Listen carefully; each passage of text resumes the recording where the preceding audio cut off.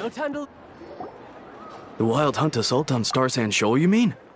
Huge wave. First I've ever seen of that size. Good thing it was so brief. No, I mean there's been another to the north of Nasha Town. What?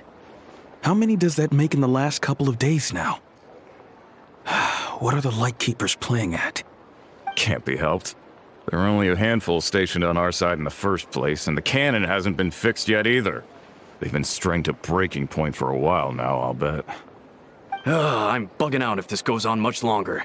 And here you all told me this was a good place to do business. Fool me once, I say. Hey now, this could be our big break.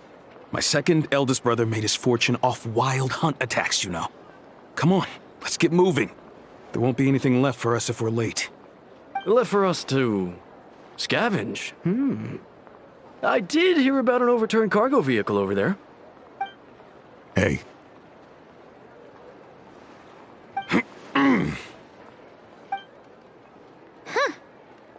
Should have told him that those are dangerous thoughts. Guess you're right. Even if we solve this Wild Hunt problem, they'd probably just jump headfirst into some new danger if they thought they could earn some quick mora. Paimon will have you know that when it comes to staying out of trouble, greed and cowardice make the perfect match.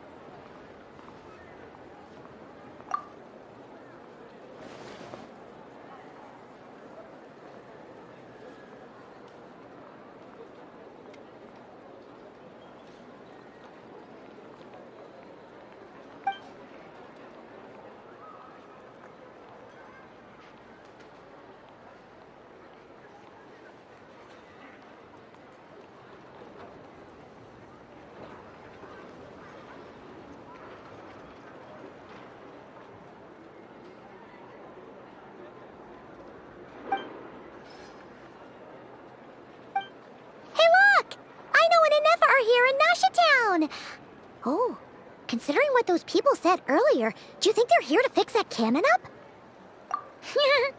Dying to know something, aren't you? You totally zoned out just now. Ha! Paimon can even guess what you want for dinner. She'll place the orders tonight, don't you worry. Anyway, let's just go, shall we?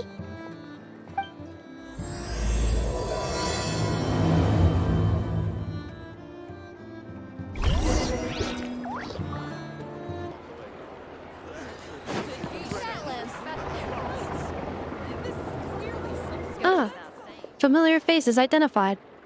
Our good friends, the Traveler and Paimon. Whoa, free manual labor detected. Those evaluations could not be more different. This is Sosi, Sergeant Major of the nearby Lightkeepers. He's stationed here in this town. Wait, that means... He is Flynn's superior, as far as position is considered. A pleasure to meet you all. This is the Traveler and Paimon, friends of ours. They're experienced adventurers who are new to Nod-Krai. Hi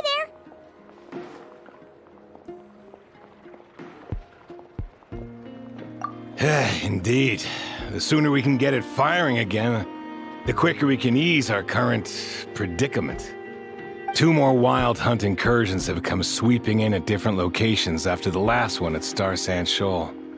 Our manpower is already stretched as it is. This is more than we can handle. Hasn't Flint's gone back to your HQ to ask for reinforcements? When will they arrive?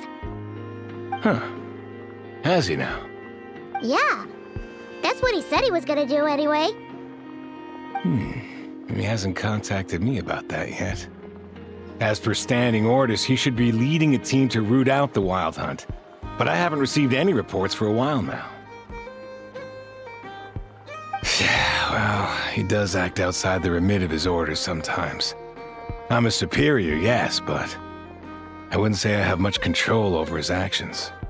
So, he made the call for backup on his own initiative? Hard to say. Contacting HQ is a tricky business. I should know, I've tried. They either refuse my requests outright or end up dragging their feet. And all the while, we're the ones who have to deal with the Wild Hunt. which, by the way, can strike anywhere in Nod-Krai without warning, sweeping across vast swaths of land. This has been a real test of our endurance, to say the least. We need to send our personnel where they're needed most. A single missive will not do much to change HQ's attitude, I fear. Flynn's understands this well enough, I'm sure.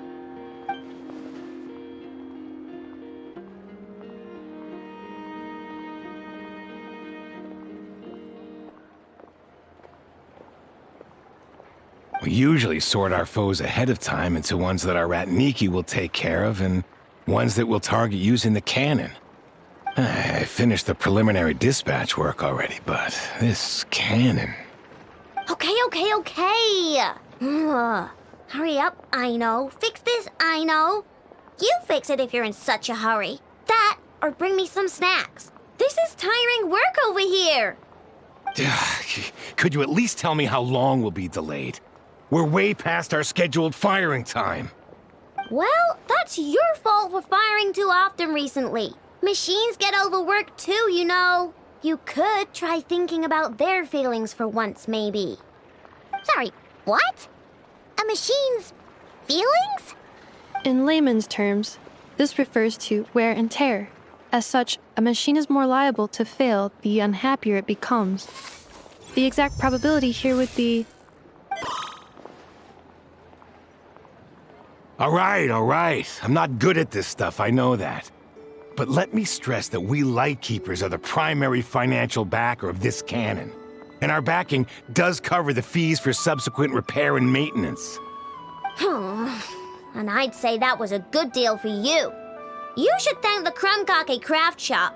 That means me, by the way, for making you such a huge and powerful weapon for such a measly price. Do you even know how much it would have cost you if you bought all the parts legit and fresh off the assembly line? Reminder, your future snack budget will have to be halved without the long-term commission payment, I know. Calculating a viable and cheaper option. Lavender melon candy. What? No! Absolutely not! Let me think, all right? It should take maybe 3 more hours? Wouldn't this place be crawling with more monsters than there are fungi and Sumeru by then? That might not be the concern you think it is. The monsters of the Wild Hunt are only active in the immediate vicinity of its attacks. They will not spread any further, on their own initiative at least. We Lightkeepers will also keep an eye on those areas, both to monitor the monsters and to prevent people from entering the cannon's blast radius. That said, I'm afraid I can't wait 3 hours before dispatching manpower to the locations that the cannon won't be firing on. And here's where my need for manual labor comes in. There are some checks I haven't finished yet, but with your help, I can get the repairs done sooner. Wait, but we don't know a thing about this stuff. How much help will we be? You'll be fine, trust me. Just take this. Oh, and this. Whoa! This book is so heavy! And what is this? You can use Beep Boop Pizza to run diagnostics on the cannon. It'll tell you what to do. And this book will help you understand Beep Boop Pizza. This cannon was built using more than 50 components from different factories and manufacturers. Aino has bound the manuals into one volume. Also, please note, the device's name is Birgitta. So, it's manuals all the way down, huh? Yep, and if you're quick about this, we might just cut our time to fire down by a whole 2/3. I'll go with you. Nice! So you'll check the outside and Anefa inside. Come find me in the control room once you're done. Cool. Instructions received. Please go about your work seriously as well, Aino. No snacking while I'm away. Hey! A little snacking will also improve my efficiency by 2/3.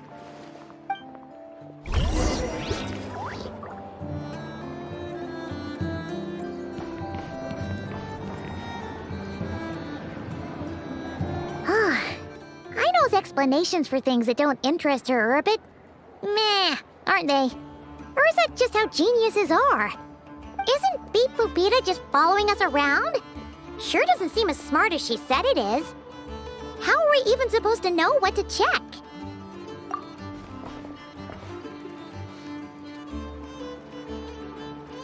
I've watched an Effa perform routine repairs before. It seems some sort of maintenance port must first be found, and then this small robot will automatically interface with it. Ah, so you're in the know. Nice. Well, oh, what does that port look like? Now that I'm not so sure of. Let's search around together and see what the robot reacts to. Works for Paimon. Is this it? Probably not. Or this one? Oh, ew! Stinks of machine oil.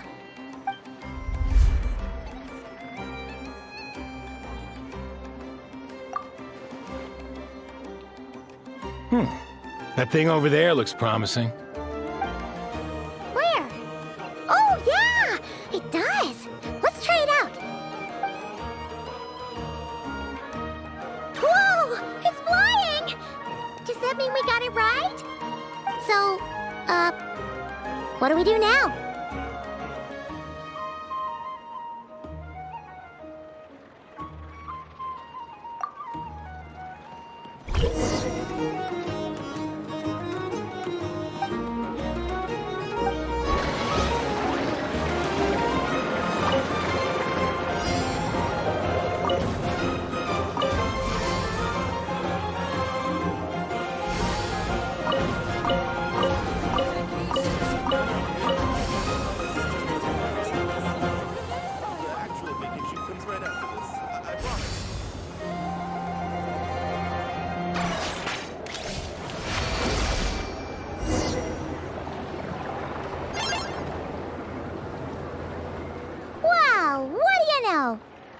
Right. We got this working without understanding a thing Beep Boopita said. Still, it's impressive how you figured things out right away.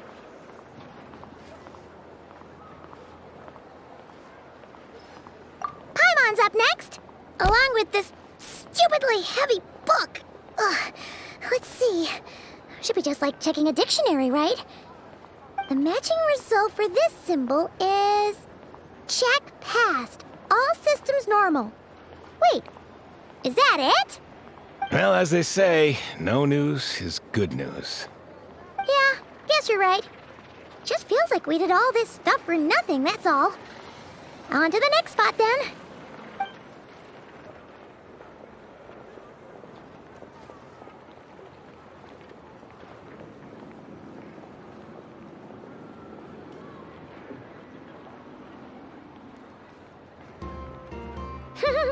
Paimon's getting the hang of this now. It's this thing, right?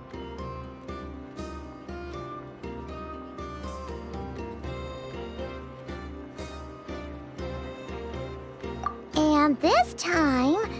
Huh? Why are you angry? Oh... Huh. Looks like its expressions are also prompts of a kind.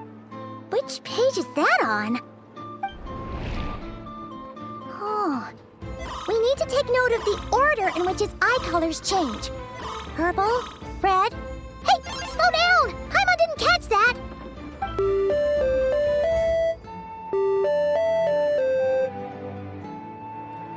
What? So now we've got musical prompts too? Weren't you only supposed to be a beep-boop machine? All right, one final stop. This was quite a trip, huh? Agreed. I must say, you two have a talent for maintenance work. A bit shaky at points, but not bad for your first job. Good eye. Paimon's the real deal when she deals for real, you know. Really, I'd have liked to share the load, but you were really getting into it, and I didn't want to interrupt. Ugh, couldn't you have mentioned that earlier?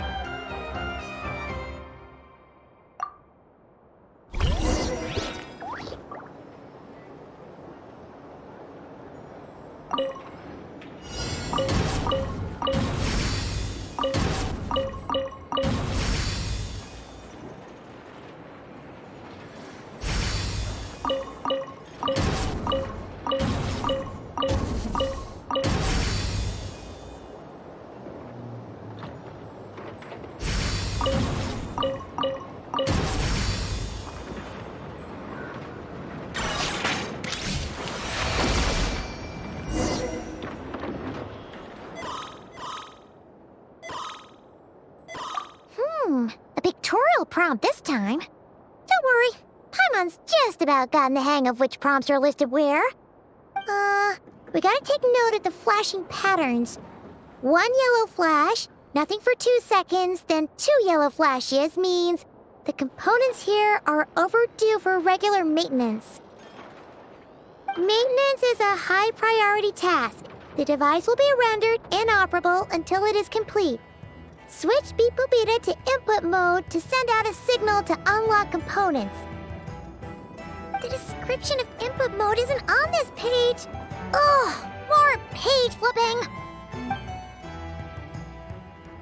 Phew, that was a real struggle. Well, Paimon needs a break now. Yeah, good work indeed. But it seems this input mode requires some additional work to operate.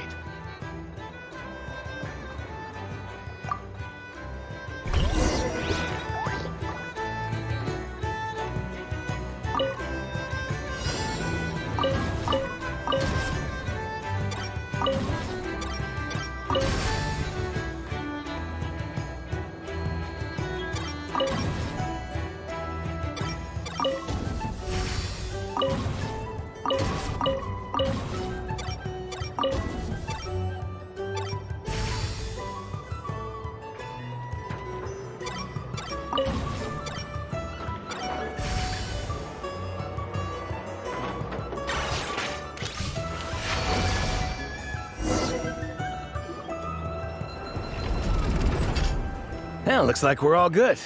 We can remove this thing now. I've no clue, frankly. But whatever. I got a feeling we've all given up trying to figure this cannon out. I'll go get the replacement component. We should be done once we pop it in here. What do you think? Maintenance work's easier than running errands, wouldn't you say? That's for sure. We're counting on you, Sosie.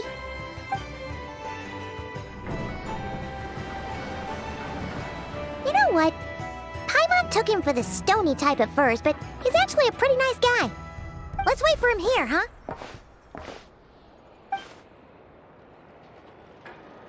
Are your tasks complete? Yep. Sosie's gone to get the replacement component. We'll be done here once we put it on. Allow me to check against the recorded data. Yes. This component is approaching its replacement deadline. The cannon will generate immense recoil when fired.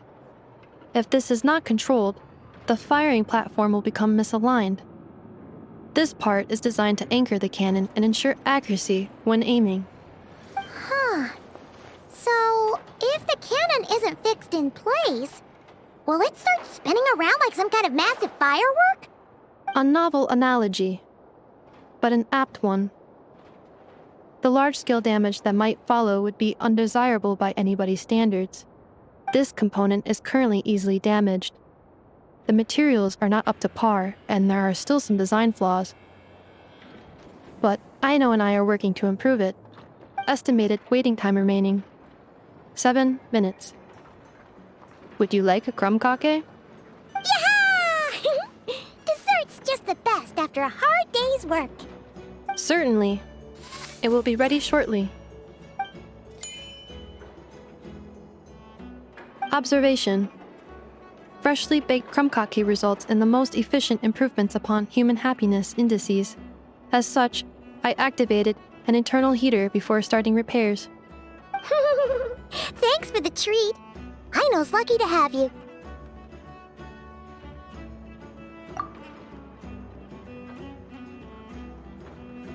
Thanks! Things went great over here, too.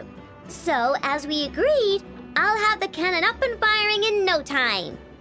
Understood. I will inform the inhabitants of Nasha Town and have them make preparations for the shock and noise that will inevitably ensue. And I'll inform the Ratniki stationed around Wild Hunt anomalies to make sure they fall back in a timely fashion. Thanks for your kind assistance. I better make a move. Ratniki from other sites should have sent reports back here, and I'll need to sort them out promptly. Righty then. See ya! Bet this huge cannon's a real sight when it fires. That is correct. A huge crowd tends to gather on its own accord on such occasions. Pure, bright energy rays have never failed to inspire obsessed admirers. If you are interested, you can come back later to behold it in all of its glory. Sure. We did help fix it after all. It'd be weird if we didn't want to see it in action. Oh yeah. Wonder where that strange phantom went. Never mind what it's doing. Let's try our luck at the flagship. See you later, guys! Just be sure not to miss my masterpiece in action.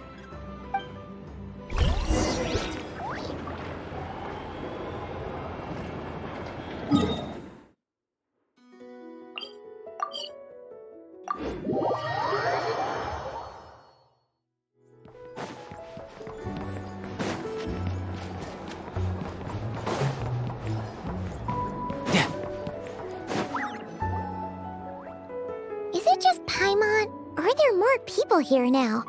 Oh, just as well, since we're sniffing for intel and all.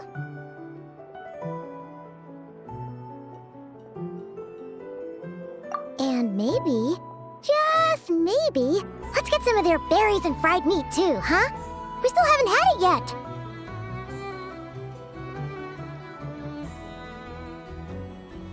Oh, come on. Why so uptight? Excuse me, are you guests? If you wish to return to your room while the banquet is on, please use the side door. No, we're not heading back to our room. Are we not allowed in here right now? That is correct.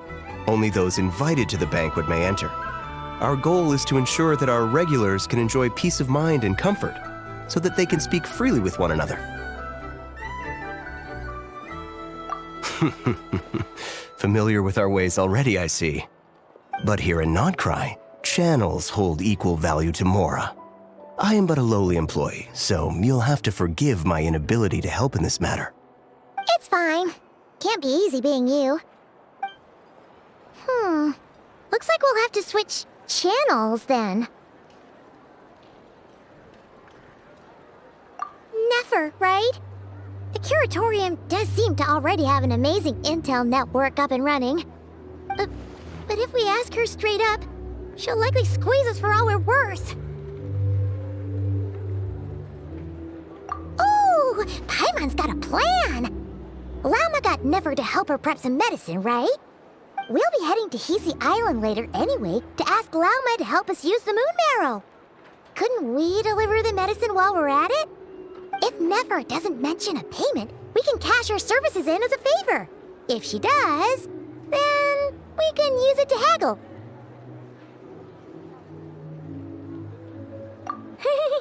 The thought of Mora made it worth the effort of thinking up. Come on, let's go!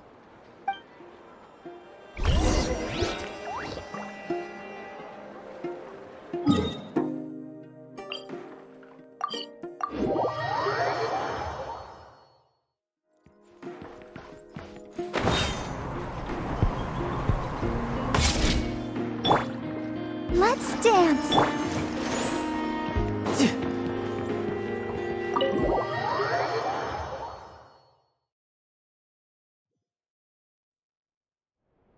Hey, Black Cat, we're here!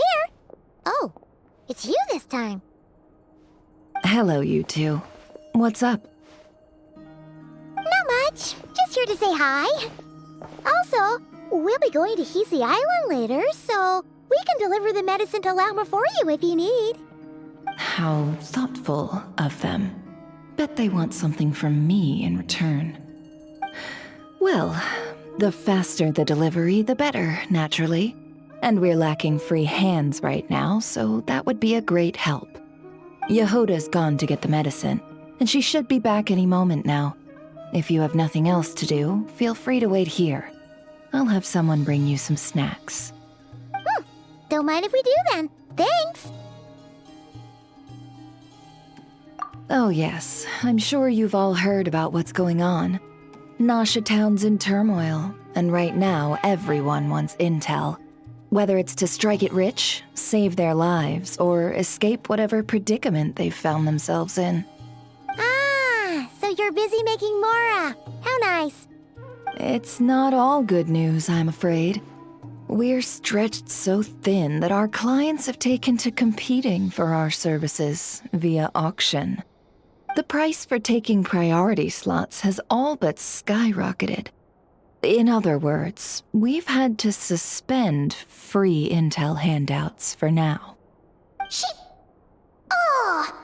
cornered us right away! Did she guess what we really wanted from the start? If there's anything that worries me right now, it's the Wild Hunt.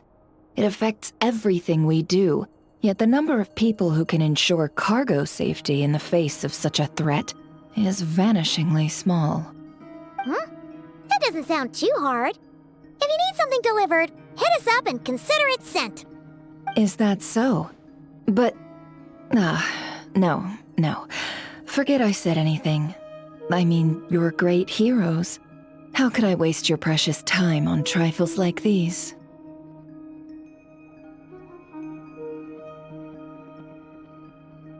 Is there now? You should have said so sooner. Far be it for me to extort you, of all people, for intel. But seeing as you so kindly made me an offer, I suppose I'll accept. What's there left for us to say here? More like our common perspective. Most who live here only wish to defend their own interests. But we are different, are we not? We both seek to resolve the chaos that the Wild Hunt has caused. Or like make a profit off the Wild Hunt. Paimon doesn't believe a word she says. Dissatisfied, are we? The number of commissions over at the Adventurers Guild spikes during tumultuous times, too. Would you call taking those jobs for Mora a sin? Well, that's... We might squeeze some advantage out of chaos, but equally, chaos could uproot everything we've built at any time. Such is the threat of the Wild Hunt today. And what business would there be left should it end in some great slaughter, or put to flight many who call Nasha Town their home? And as I understand, the two of you are here in Nod-Krai to follow a trail of clues yourselves, no? Well, yeah. In that case, we should keep Nod-Krai the paradise people say it is. At least, until our respective goals have been accomplished. You must understand, no force exists here that would inspire unconditional unity amongst all parties. After that incident with Lauma, I'm inclined to believe you. Your selflessness is admirable, to be sure, and rare around these parts. Though it's rare for a reason, kid. Just a shame that our mysterious phantom has hidden itself well. Between that and its ability to shift shapes, it will no doubt be a most slippery customer. Really, I'd be all too glad to pass on any additional intel I gain. We make a good team, after all, don't you think? You front and center, me behind the curtain. That does make sense. Sorry, Nefer. Paimon took you for someone who only cares about profit. A well-placed only, indeed, Paimon. Nothing is wholly divorced from profit of some kind. Wait, so you were ready to work with us from the start? Why, of course. In fact, I was wondering when I might bring this up the moment you entered. But... Hey, boss, I'm back! Huh? Oh, you guys are here too? Indeed they are. In fact, they've volunteered to deliver the medicine to Lauma on our behalf. And totally free of charge. Such kind souls, aren't they? Really? Great! Oh, in that case, guess I'll be clocking out now. Got a few more places for you to visit right here, dear. Huh? Haven't I already worked a few days worth of overtime already? Well, guess the extra more is pretty nice.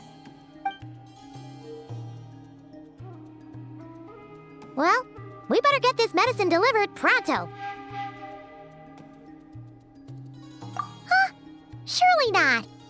The special medication from before wasn't so. Was it? Wait, that can't be. Let me see. This isn't right. How could it be salt?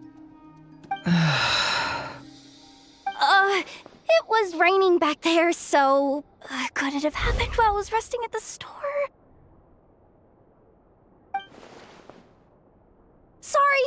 Sorry, boss. I'll get it back right now.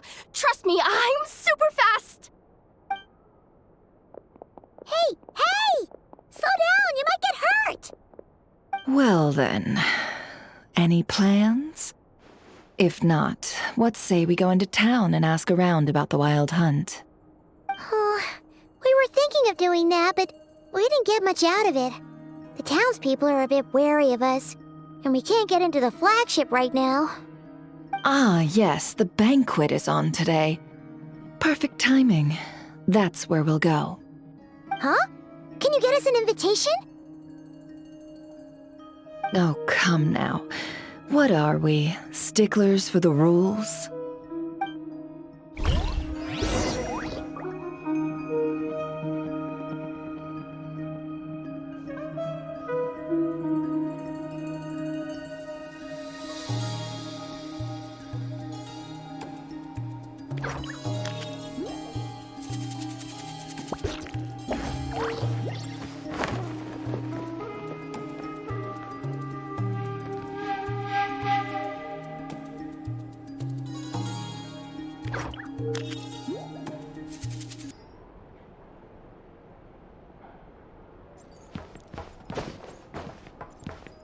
No time to lose.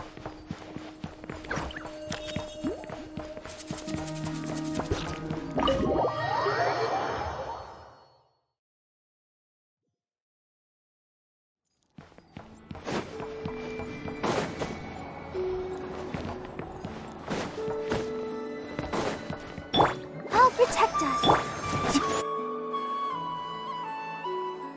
Lady Nefer, a pleasure to see you. Oh, and our guests from earlier, I see. That's right.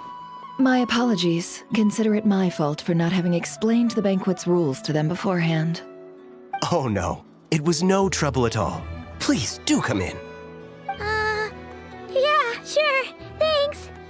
Not even an invitation check? Oh, Paimon didn't realize Nefer was such a big shot. Yes, channels really do take you places.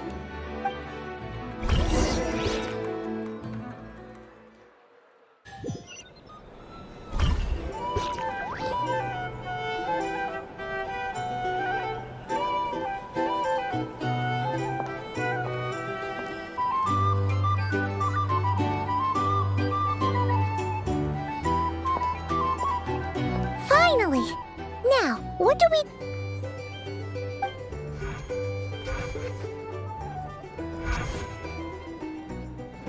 Pardon me. I'm sure we're all having a good time, but I would like you all to meet a mysterious guest I invited for just this occasion. I give you tonight's special guest, a renowned mixologist from Mondstadt. Are you serious?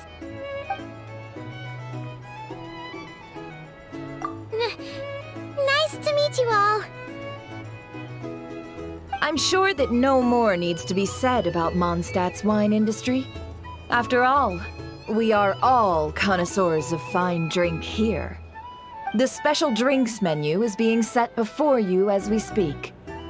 Now then, for a time, let us set aside our worries and enjoy these exotic spirits from afar.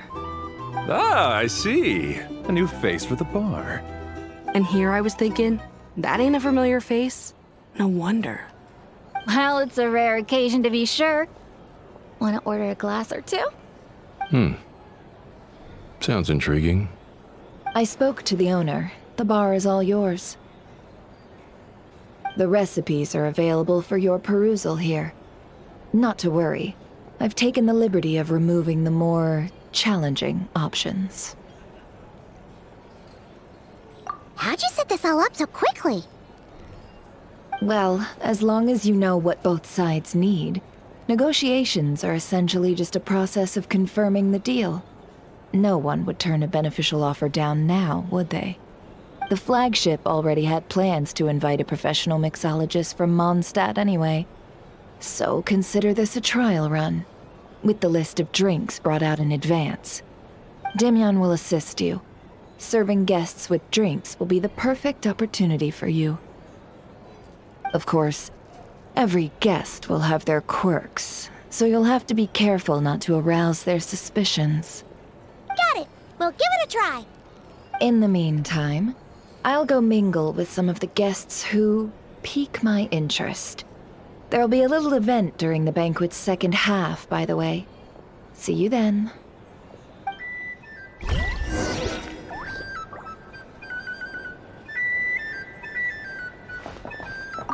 Hello. How may I assist?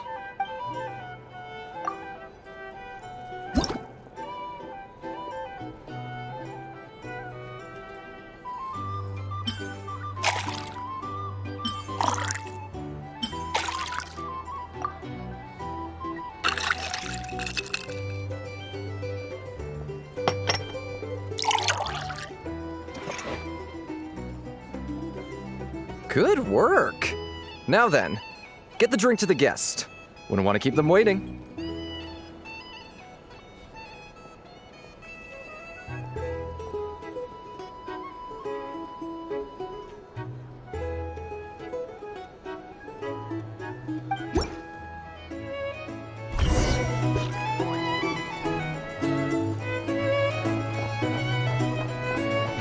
Ever consider returning to Snezhnaya?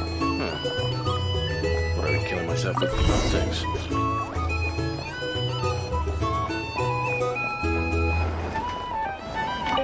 Tell you what, I envy people like you. I'm like a man in a leaking boat, soon to be food for the fish. I wouldn't come to this dump if there were any better place to be. Come now. Surely it isn't that bad. We've still got the light keepers. You trust them? I wouldn't.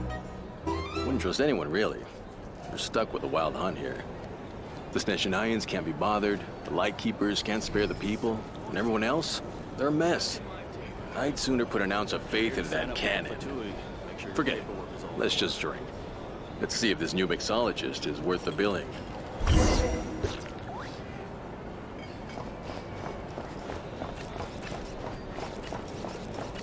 Hello. How may I...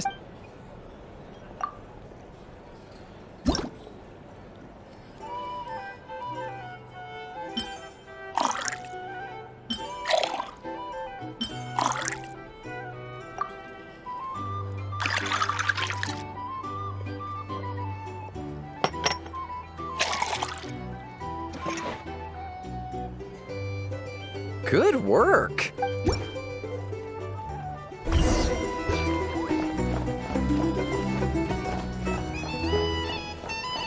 doubt the Snezhnayans will stand idly by if this wild hunt problem gets any worse. Just leave it over there.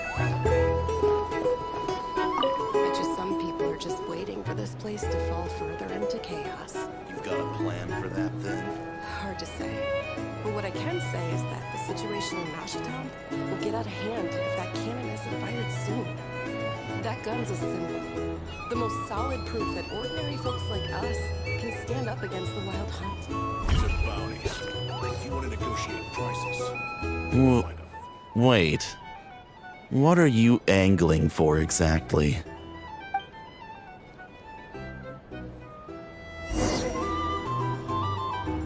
Here's the thing. You can't live life without a little spice. Well, what if that was nothing but an illusion? What if, let's say, the cannon was never meant to be fired? For our sakes, at least. Surely this town is still of value to those who control it. Of course, and that's all it is. Value. For us, though, there's no place but Nashitown. And we're putting its life and ours in their hands. I get what you mean. Let's just see how this plays out first. Ooh, seems like they're all talking about the cannon already. Guess that's why Sosie was so anxious.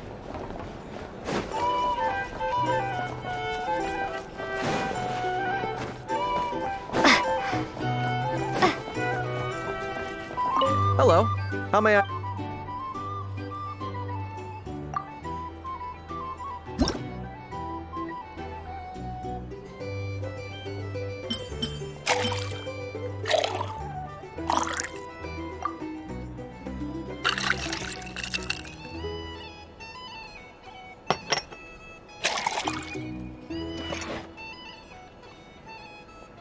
Good work.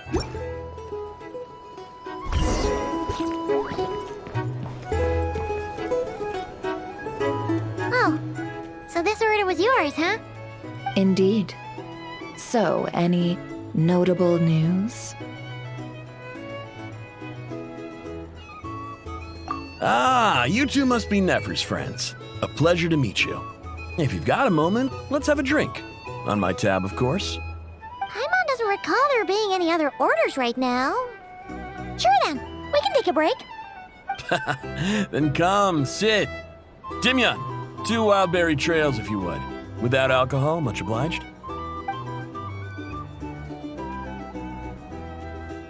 Hints is the name.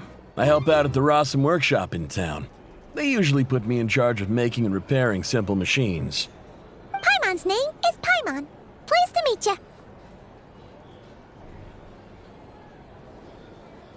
Anyway, help me keep an eye out, all right? Valuable intel will be suitably compensated. Oh, come on. Is that how it is between us? I mean, I wouldn't even have this job if it hadn't been for your help back then. So, you've known each other a long time? That's right. I came to Nod-Krai with nothing at all. Would have starved on the streets if I hadn't met Nefer. She lent me money to study a craft, and even introduced me to Aino and the Voynich Guild, which is how I slowly carved out a living for myself. That's a huge favor. Huh. So Nefer can be a nice person sometimes, huh? Well, I'd also say she needed a willing and able machinist at her disposal. Come now, Aino's talents are better spent on issues bigger than basic machine repair and component manufacture. I did think myself a dab hand at such work at first, but compared to her, I might as well be a trainee who couldn't weld a wire to save his life. Got the scoldings to show for it, too. It took me a long while, but I finally got to the point where I could make my own machines, and even maintain some of Aino's relatively complex ones, like Kuvaki detectors or mechanical arms. He's the one responsible for maintaining Yehoda's robotic arm. Oh, speaking of that, didn't Sosi have a mechanical arm too? That's right, one of Aino's masterful designs. I could never design one of those in my life, but if you gave me its blueprint, I could hammer one out. Nowadays, I've got regular customers, which makes for a decent keep. Even got a kid, if you can believe it. I wouldn't have, had you told me my future when I first arrived here. On the flip side, being a family man means I can't just flee this place whenever I feel like it, so I'm afraid I'm counting on you to help solve this wild hunt crisis. All the more reason to be proactive and do your part. Wringing our hands in despair does us no good in times of crisis. Oh, wait. Just another question that's been bothering me. Have you heard anything about people seeing illusions within Wild Hunt anomalies? People they know, perhaps? I have heard of humanoid shapes being sighted, but familiar faces? No. Most would think they'd lost their wits from fright if they started hallucinating. After all, no ordinary person could survive an assault from those monsters. Does this have anything to do with our current Wild Hunt crisis? Perhaps. Perhaps not. All right, I get it. I'll keep my ear to the ground for you, and naturally, my lips will stay tightly sealed. Then we'll take our leave. Enjoy your drinks. He's a social man. You can often find him here chatting with friends, and he's had contact with all manner of clients. Since he's never heard of the Wild Hunt exhibiting the power to imitate familiar faces, might it be safe to assume that our Phantom wants to keep that a secret? Huh. That does sound worth noting. How about we go talk to a few more people? A good idea, and one our upcoming activity will facilitate. Let me show you how it's done. Come, back to the bar.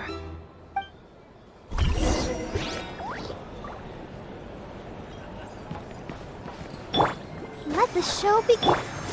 Here's the thing. You can't live life without a little...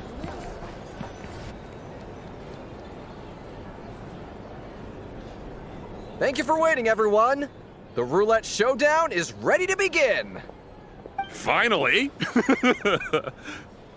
Come on, let's go try our hand.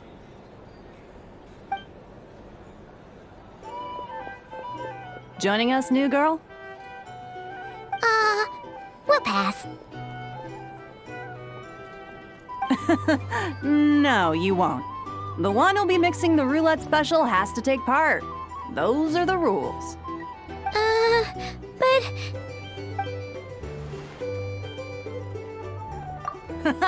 That's more like it. Since we have a new friend with us today, let me go over the rules in brief. The wheel before you is divided into an inner and outer circle. Participants must take turns to spin the pointer of the inner circle. Whatever beverage it stops at, our lucky contestant will drink. The drinks are divided into juice, tea, and alcohol, with that last further divided into 3 levels by intensity. Spin your way to a non-alcoholic beverage, and you'll score no points. Otherwise, you get 1 to 3 based on alcohol content. During a round of drinking, one participant may choose another with less points than them and pose a question, which the other party must then answer. This sounds like it might favor those who score higher, but push your luck and you might not recall any answers you were given the next day. Defeats the purpose, wouldn't you say? And that's why the person mixing the drinks has to take part. You know, just in case they decide to pour heavy, then sit back and watch the show. Not that our newcomer looks like the drinking type. Either way, looks like we're in for a show. Anything you drink will be replenished. And additionally, I have decided to sponsor a grand prize for this grand occasion. A single serving of Dark Horse. What? Do my ears deceive me? A chance to drink Dark Horse and Nod-Krai? Dark Horse. Guess we'll have to take part now, huh? Indeed. The Dark Horse could be yours to enjoy, so long as your luck holds. And so long as you can remember its taste the day after. And if our lucky winner can drain the whole serving in one go, they will gain the right to ask everyone a question, regardless of their score. High risk, high reward. That's gotta be some strong alcohol. Now, if there are no other questions, let us begin. Allow me to get the ball rolling. Intensity 3. Looks like I'll have to put my back into it today.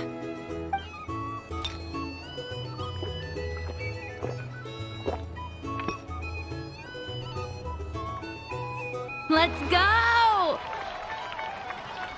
Wow, this is kinda intense. Oh, my turn, my turn. All right, man, fess up. You've been making a killing lately. Where's it all been coming from? Hey, bro. I heard you met up with some big shot from the Voynich Guild. Mind introducing me sometime? Ugh. A normal drink, huh? Must be my lucky day. We've reached the final round of the roulette showdown. Let's see who gets the last laugh. I gotta say, you Momstatters really know your alcohol. These recipes are super good. Teach me, would ya?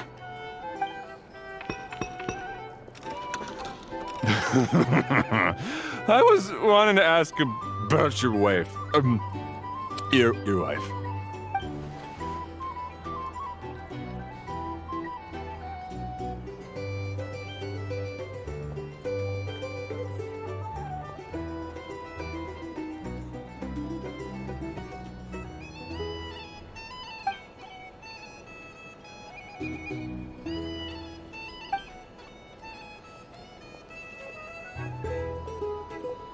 You're up.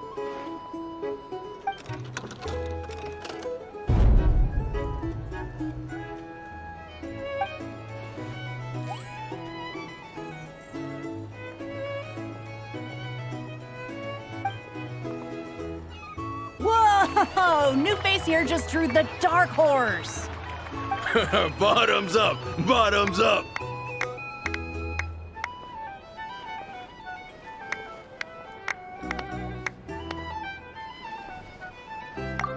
Hey, will you be alright? You wanna just give this one to Paimon?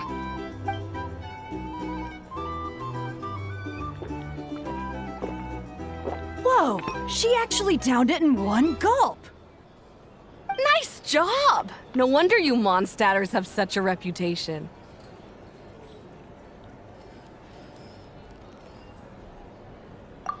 Me? Well, what do you think? Monsters, of course.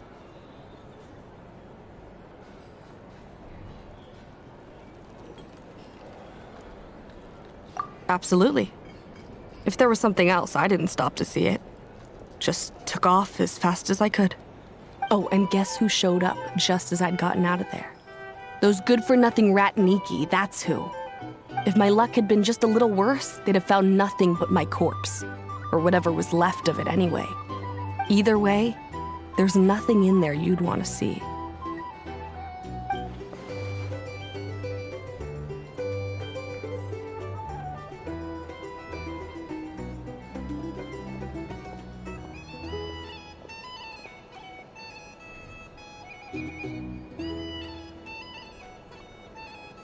I see some downcast faces.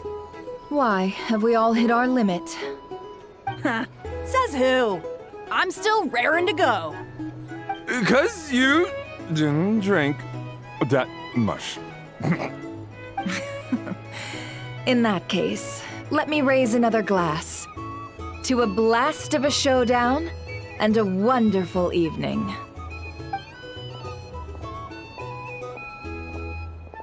Hello, ma'am.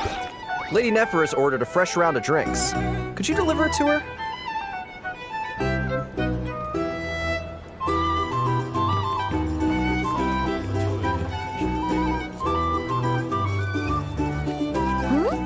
Are they playing cards? Paimon spies some elemental dice. Same as usual then? One die, 100,000 mora. I'm not here to do business with you. Come now, I've already ordered us drinks. Or are you looking to add another line to your ledger of arrears? Oh, so this is a business deal. So, let's go over this again. One die, 100,000 mora.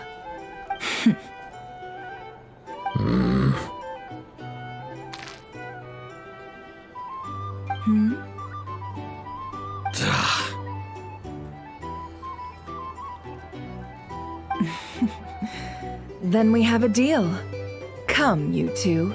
Take a seat as well. What are we even doing here? I can give you 3 things. The features of the Wild Hunt, the exact locations where it has appeared, and the intel we've received from the Lightkeepers. The Wild Hunt is in fact a phenomenon linked to abyssal power. Fog and monsters follow in its wake, posing a lethal danger to ordinary people. On the flip side, these monsters cannot leave the fog, so the disaster cannot spread quickly. We already know all that. Fair enough. Then I won't beat around the bush. Here's a map of current Wild Hunt anomalies that I snagged from the Lightkeepers, including the locations they'll soon be bombarding.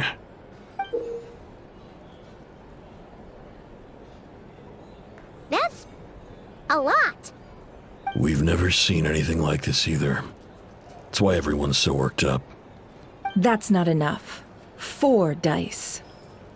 Cool it, all right? I'm not done. Now, the Lightkeepers don't want you to know this, but weirdly enough, more Wild Hunt sites have disappeared than their involvement would indicate. Isn't that normal?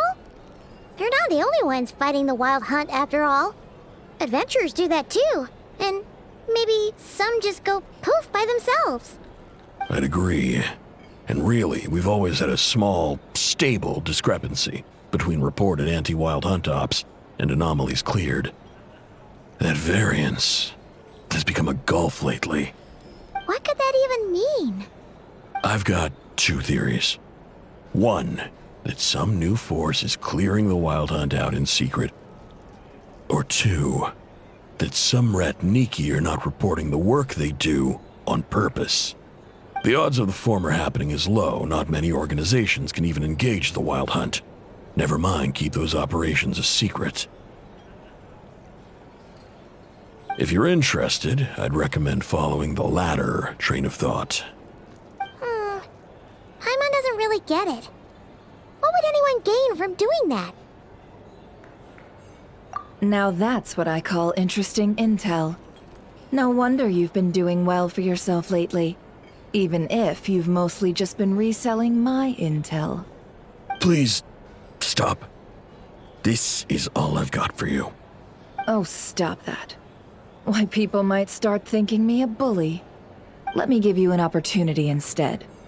Out of respect for your independent intelligence gathering. An answer to a simple question. For 50,000 off your debt.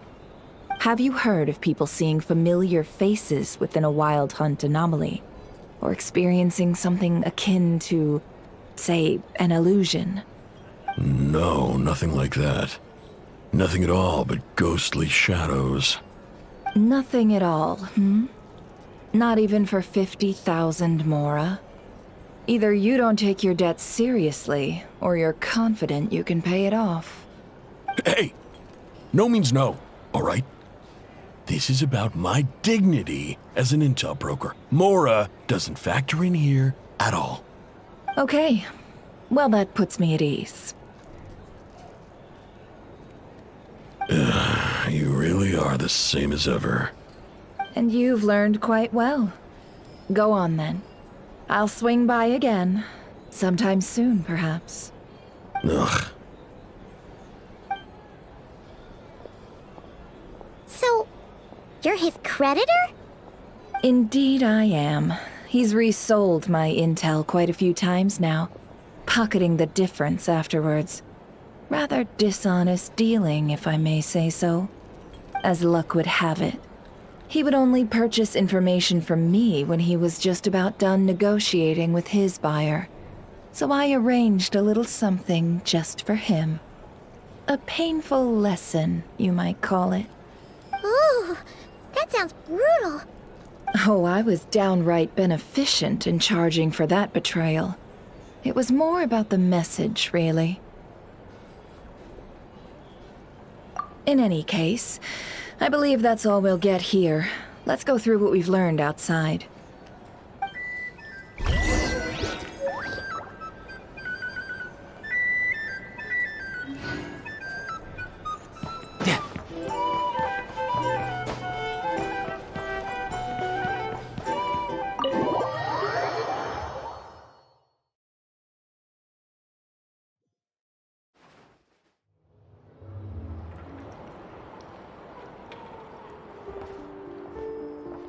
Most of our intel seems quite dispersed, so let's try piecing it all together.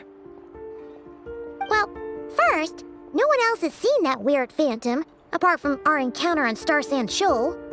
Indeed, and we have that from multiple accounts, so each statement corroborates the others. What in Tivat could that phantom be planning? Agreed. Instances of the wild hunt afflicting Nod-Krai in general have increased in frequency, but the phenomenon itself hasn't changed much. What you encountered must have been something special, with our mastermind concealing themselves within, in order to target the Moon Marrow. In which case, two questions arise. Who is this mastermind, and why would they want the Moon Marrow?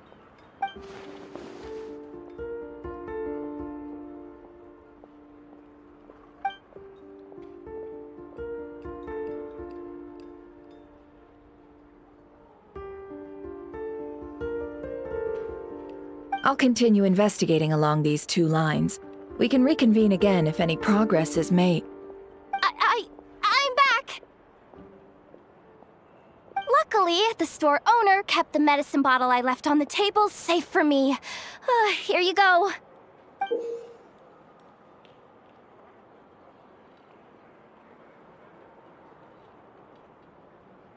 Huh. Thanks a bunch, Yehoda. Take a break. You've earned it. Oh no, I've got work to do later. And anyway, isn't the cannon about to go off? I was watching it the whole way back, praying it wouldn't fire. Not until I got back, you know? Again, lucky me. Huh. So you're interested in that big gun? Of course. I mean, just think about it. Something that size is bound to be comprised of thousands, even tens of thousands of parts, fused in such a way that it can operate smoothly and fire off a supergiant, super strong beam! Isn't that just so cool?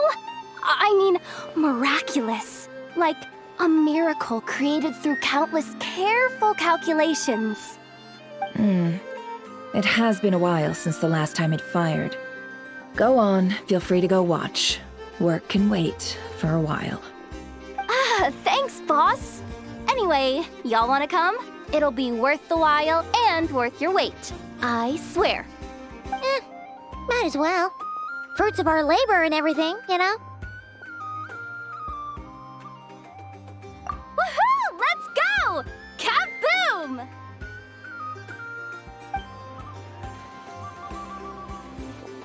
Wow! What a crowd! People seem pretty excited, too. Just goes to show how big a deal this cannon is, huh? Oh, for sure.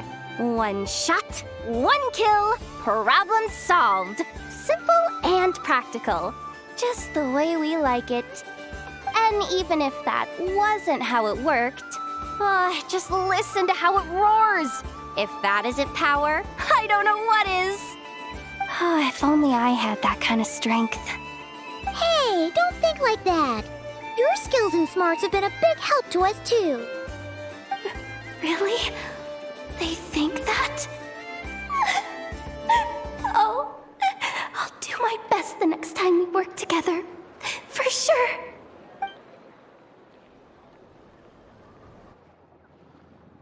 Hey, look! It's starting!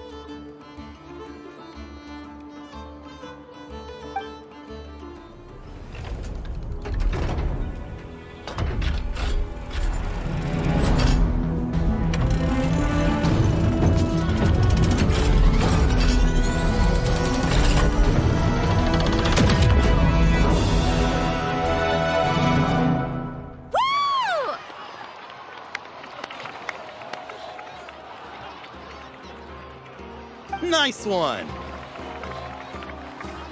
Finally, all fixed up. Nothing to fear now.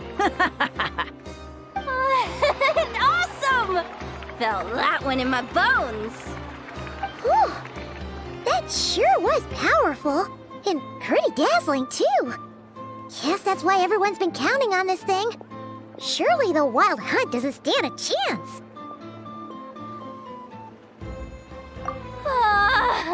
I feel so alive right now! Overtime? Ha! It's gonna be a piece of cake! You know, Paimon's been wondering, if you're so interested in machines, why don't you go work for Aino? That's what we call drawing a line between your work and your hobbies. I've got some mechanical talents, sure, but this job I have now, no one can do it but me.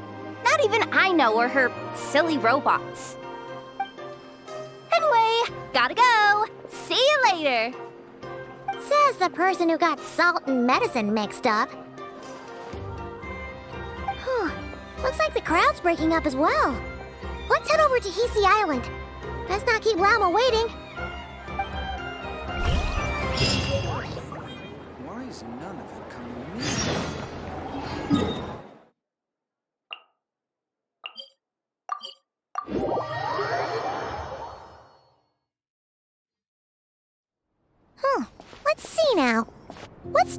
changed since we were gone?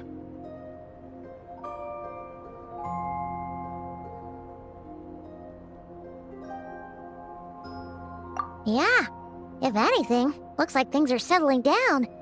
That's Llama for you. Hey there, Llama! We're back!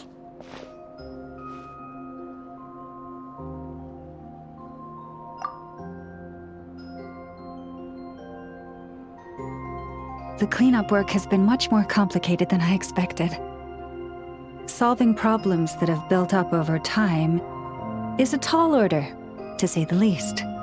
I believe it will take a few weeks more. Fortunately, those who remained appear to have shaken off the initial confusion and are becoming more proactive by the day.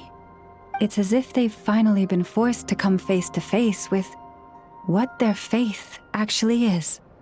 And it's all thanks to you. No, I should have done this a lot sooner. I've been focused on taking care of myself these past few days, so I'm in a good place. And since you're looking after the Moon Marrow for us, I should be able to help you investigate the truth of the past. Speaking of which, have you heard anything new about that phantom? I've tried asking around, but to no avail. What about you? We haven't made much progress either. But here's what we've got.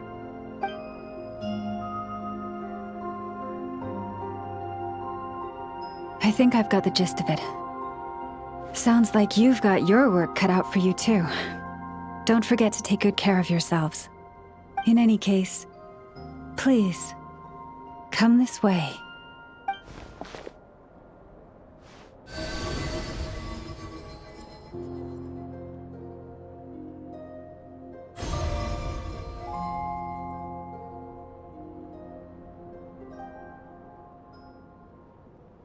What do you see?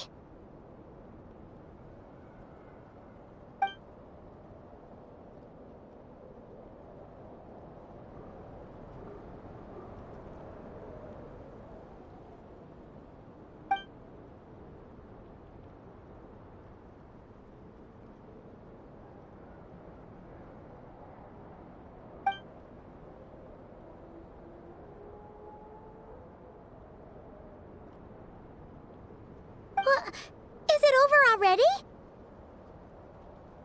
This appears to have occurred a long, long time ago. The memories I sensed are highly turbulent and disordered, so that is all my power allows me to discern.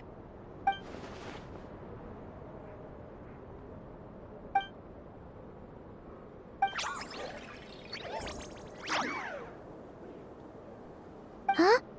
What's the matter?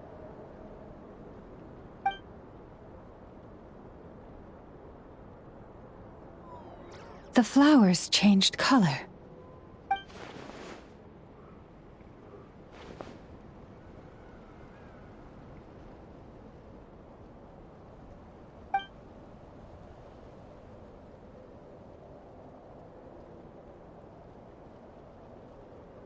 Yeah, we should go see her and see if we can help her in some way. I'll leave that in your hands then. Oh wait, here you go. This is the medicine you asked the Curatorium of Secrets to help prepare earlier. Ah, thanks for coming all this way with it. You've been a huge help. Also, if I may, I have a feeling that Kuthar might be able to help you get a more detailed glimpse at the memories about your spaceship. Oh, that's true. She's the Kutar after all. But we best check if she's doing okay first. See you later then.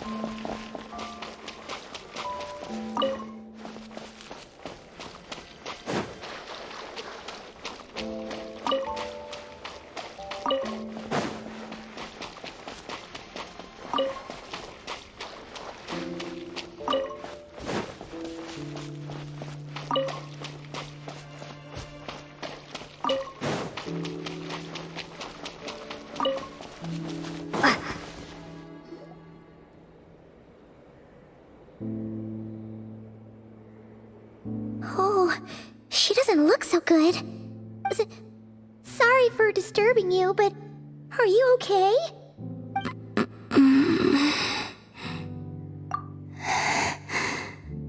Dizzy. It's like I'm returning to the moon. Wait, it's not that bad, is it? I sense the moon's power within you. We got the moon marrow back from the Fatui. Can it help you in any way? And what do you require this time? Come on, don't even think about that. Right now, you gotta focus on getting better.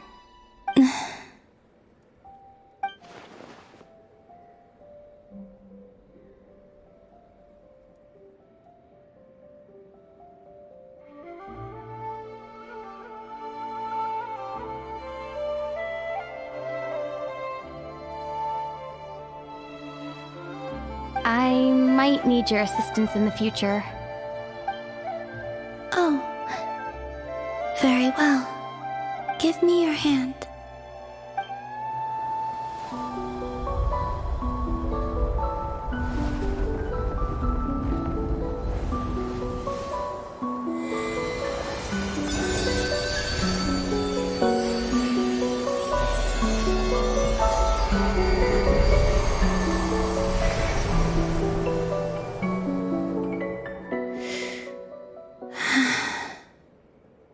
Back to Earth.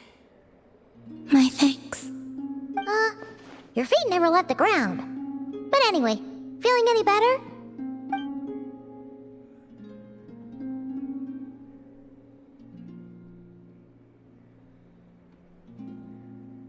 Significantly.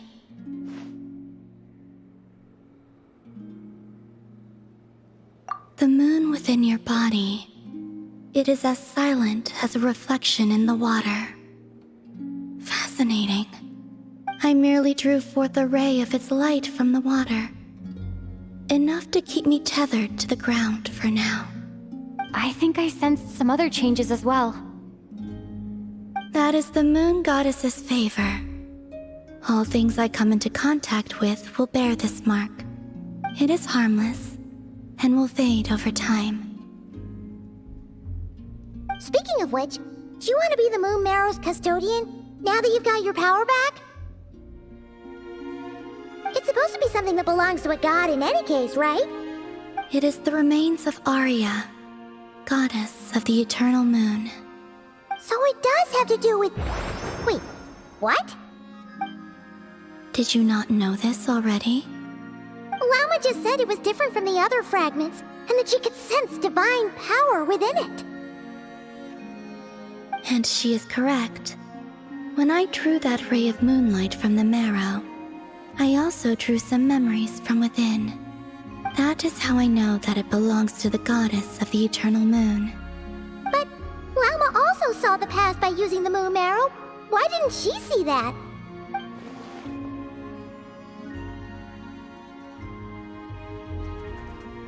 There were once 3 moons in the sky, each belonging to a goddess who ruled over it. But after the War of Funerary Flame, all 3 lay slain, and 2 of the 3 moons were shattered during the conflict. After Arya's death, her power coalesced into this moon marrow. The iridescent moon's remains have never been found. And while the Frost Moon's goddess died herself, her moon was never broken. As the prophecy stated, this moon would birth a new deity sooner or later. The entity the Frost Moon Scions call the Kutar. I can sense that my power belongs to the Frost Moon, but it lies beyond the false sky, too distant from me. Forget controlling it. Sensing it alone requires immense effort. Oh, wait, let Paimon count this up. We have the Eternal Moon's Marrow with us. No one can find the iridescent moons. Does that mean you have the Frost Moon's Marrow inside you then? No. It can only form after the moon goddess is dead. consider it a form of energy core. You may as well ask if there are rocks on the moon. Oh, so you're saying that you represent the Frost Moon's power, right? Yes. Now, a god with a gnosis is named an Archon. Since you bear the moon marrow, does that make you a moon goddess? You do not wish to become one? That's not really the problem here. Also, why are you so eager to pass that title on to someone else? Anyway, never mind this becoming a moon goddess stuff for now. We're asking if we should return this moon marrow to you. I do not desire it. Huh? Nor does it desire to come to me. And what does that mean? When I came into contact with its power, I sensed a kind of rejection. I can only guess that this is because I, too, am a moon goddess. 2 moons will not rise at the same time, let alone consume one another. Guess it's stuck with me for now then. You sure that's gonna be okay? Lauma did say that you've hidden its power well, but the damselette sensed it just fine. And it's the wild hunt we're dealing with here, not some run-of-the-mill enemy. If it detects the marrow... The wild hunt? You speak of that phenomenon as if you were describing a person. Well, it sure looks like there's a person behind it all. Someone with a super clear goal, too. They've been after the moon marrow non-stop. That seems to ring a bell. Huh? Is it really? My colleagues used to mention someone, back when I was still with the Fatui. He hailed from Conria, gaining abyssal power during the Cataclysm, and he had a consuming fixation on the moons. Conria? Well, we don't know if the phantom we saw has anything to do with that, but the details kinda match. What was his name? I only know what others called him. The Rehir of Solnari. Huh. There was that title too. Yes. Wait a second. Dane mentioned him, didn't he? Does that mean that our enemy is Rehir, one of the 5? Huh? If that was the case, surely he'd be stronger than this, though. I have heard that he disappeared not long after the Cataclysm. But when I asked my colleagues where he went, they replied, "Do you really not know?" Why would they say that? The tale of his final fate has it that he fell into the moon's reflection, from which there can be no return. Wait, hold up, pause. There's just too much information. I felt the same. They seemed to think that I should be the one who would know everything about the moons. But as I said, my prologue lies beyond the false skies. I do not even remember my name. Oh. Either way, following his departure, the wild hunt situation worsened drastically, and it has since become a byword for abyssal disaster. The present phenomenon may have inherited the same title, but it far surpasses its past incarnation in both scale and lethality. Oh, to think that we're up against one of the infamous 5 sinners! That's way too much for us to handle! That incident on Star Sand Shoal must have been luck then! Or maybe he wasn't giving it his all. And even then, he still defeated Marionette. Oh? What did you just say? Would you mind repeating that? That's your ex-colleague?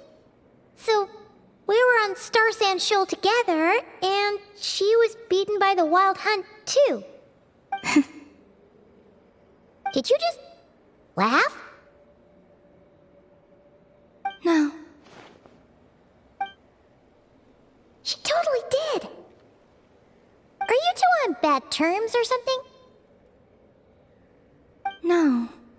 I simply imagined the put-out expression she must have worn in that moment, and found it Interesting. She seemed quite shaken. Oh, she'll adjust soon enough. She's very good at that. Okay, anyway, we've gotten off topic. Now that we know how dangerous the guy targeting the moon marrow is, you sure you want to carry it around with you, Traveler? If Fatui intelligence is to be believed, Rerir would prevail even if all of Nod-Krai were to stand against him. Perhaps something restricts him, if only for the moment. Before I decide, there's a favor I'd like to ask you, Columbina. What do you need? Do you think you'd be able to show me what happened when my brother and I arrived in Nod-Krai? I mean, when our spaceship first landed? Sure. That was quick. As I said, this to me is but a single ray of moonlight. Nothing to it. Give me your hand, and ready yourself.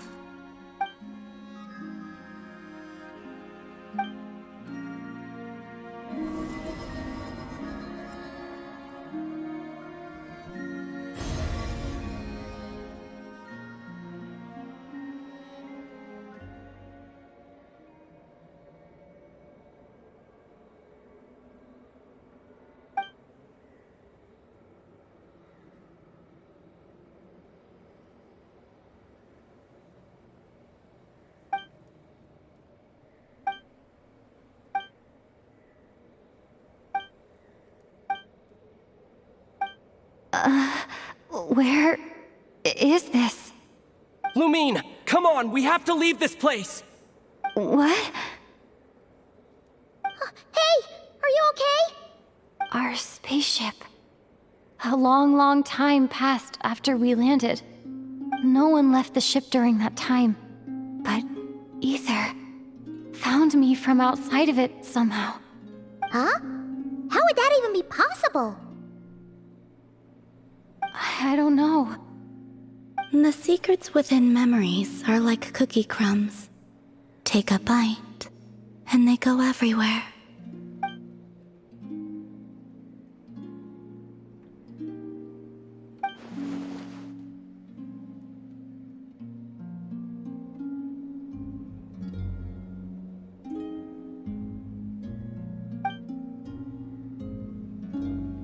All right. I'll keep the moon marrow with me. Well, if you say so. Paimon can't stop you, but still. Ooh. Will you need my help?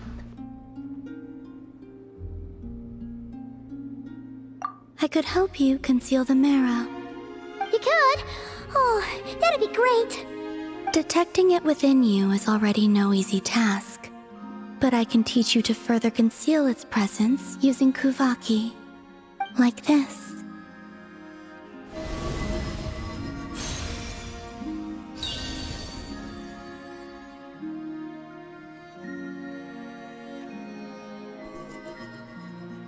Ooh, looks like a shield.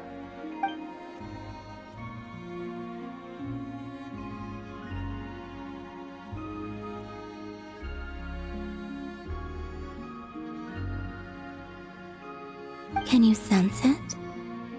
Now, try to maintain it. You learn quickly. Huh. Looks pretty sturdy. Could probably be used in self-defense in a pinch, huh?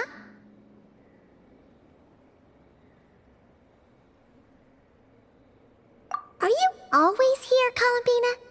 It's kind of dangerous out there, sure, but have you, like, taken a walk outside or something? I dislike strangers.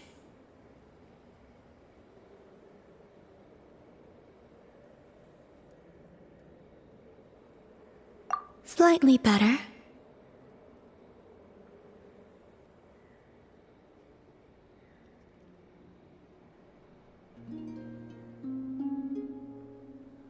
Yeah, the Frost Moon Scions have changed since you last saw them. Who knows? You might actually like them. I will consider it.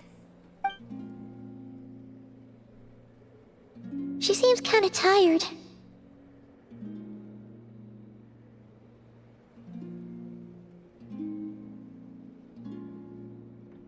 Either way, thanks for agreeing to help us. It wasn't much. The flowers here. They like guests like you.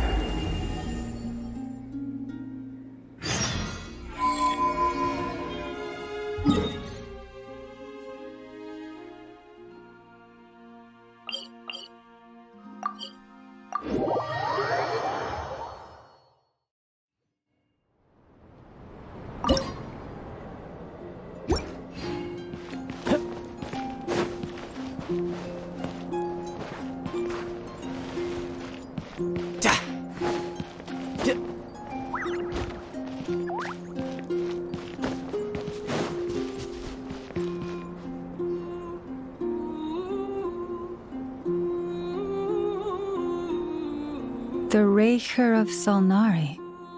I've never heard that name before. Let's keep this news confidential for the time being. It would only cause even more panic amongst the people of Nod-Krai. But if this Rarir is as you describe, he will be a truly formidable opponent if we try to take him on by our strength alone. Yeah, things might be okay if everyone was willing to work together, but right now...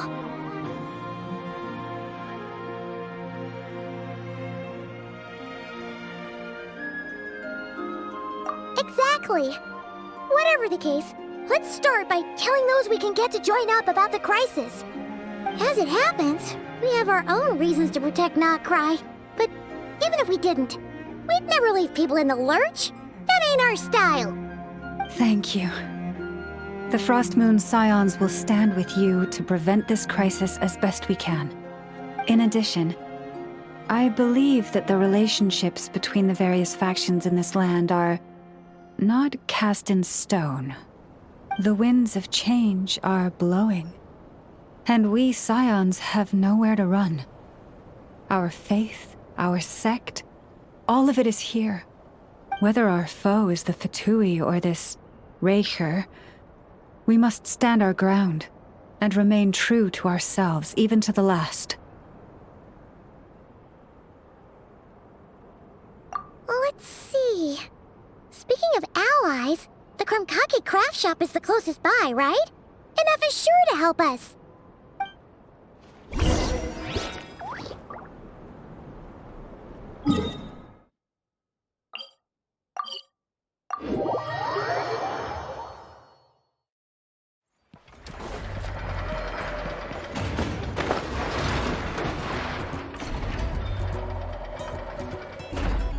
Friendly approach detected. We meet again. Listen! We've got updates on the Wild Hunt situation.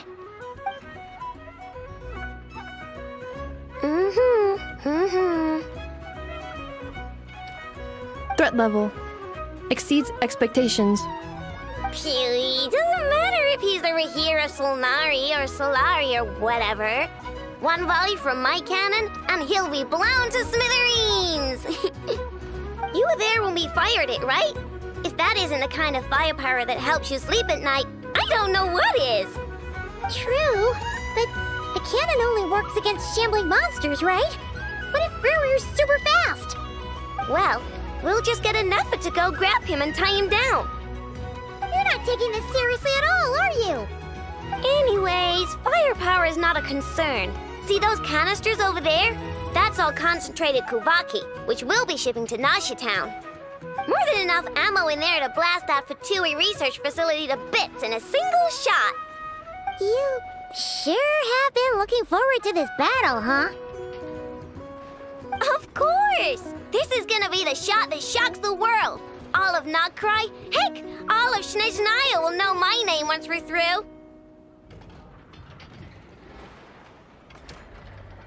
Sure. Travel safe. I know. There remains intel left unshared. Oh, right. Yeah. Since you're investigating the Wild Hunt, something pretty weird's happened in Nasha Town. Should probably watch out for that once you're back. Remember that Sosi guy? The Ratnik in charge of firing the cannon? He's been found dead in their organization's offices. Wait, what? Didn't we just see him, like, half a day ago? Yeah, it's still new news. So not many people are in the know. We were only informed because we'd worked together closely. And even then, only just now. I'll send a Nefa over to Nashi Town with some flowers later. Oh, he seemed like a good guy. Didn't put on any airs despite being a superior officer either. The data concurs. This gentleman appears to have been one of the most accomplished amongst the Lightkeeper's sergeant majors. His character has also received commendation. Most would have lacked the motivation to fatally attack him. Oh, that makes it even worse. Hey! What do you mean, actually? Either way, I'm not clued in on the details. Only Ratniki have been allowed on site to investigate the scene. You'll have to find some way in if you want to check it out for yourselves. Got it. Let's go then. You coming along, Inefa? My tasks are incomplete. The last few batches of ammunition must be randomly inspected. You go ahead. All right. We'll see you later.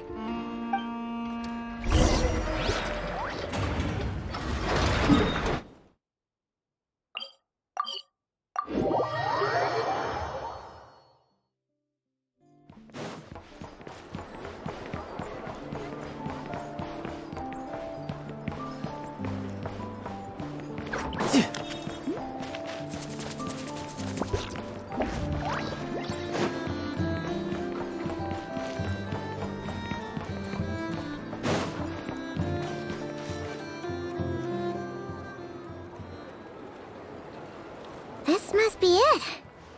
Oh, doesn't look like there's any chance of us getting in with that Ratnik guarding the door, though. Should we go speak to the guard first? Might as well try squeezing blood from a stone. Ah! Never! When did you... I came over to take a look as soon as I received the news just now. Aino told you about this then?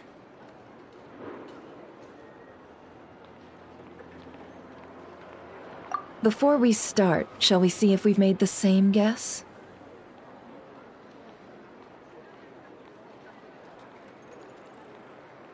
Indeed. Quicker than we thought as well. Keep your eyes peeled for any clues once we get in. No need to jump to conclusions. But how are we supposed to get in at all?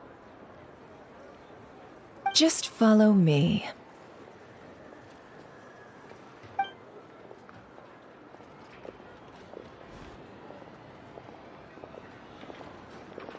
I'm sorry, but we're not open to guests right now. Sorry about that. They're here to investigate. All of them? The paperwork checks out. All right then. Enter.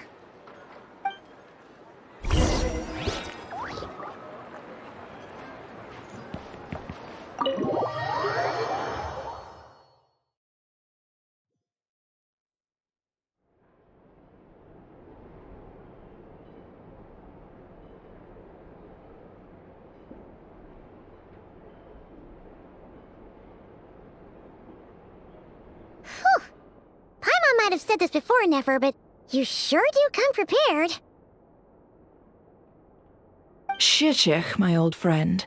Fill us in, if you would. Greetings. If you would allow me. The murder happened not long ago. The Sergeant Major was killed by a single piercing strike from a polearm. We have performed a preliminary sweep of the crime scene to facilitate investigation. No obvious signs of a violent struggle. No damaged doors or windows. The culprit must have used some other means to enter the room unopposed before performing the deed. Entering unopposed? So, do you think there's a chance that the culprit would usually have right of entry?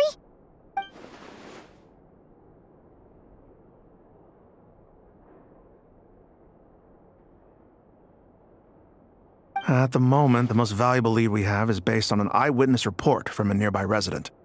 Specifically, that Flint's was seen entering and leaving this place in the time period when the crime most likely occurred. Flint's? We have tried to contact him, but he has not replied. Very odd indeed. So, he's the prime suspect right now, right? To be honest, I'm not particularly inclined to believe that this was an inside job. Flint's can come across a bit eccentric, but he does well in missions on the whole. He also had no disagreements with the Sergeant Major that we know of. So he lacks the motive to commit such a terrible crime. But neither the eyewitness report nor the nature of the fatal wound itself are in his favor. So we are looking for him at present. Looks like there's not much else to dig up here. Let's go outside and discuss what we've seen.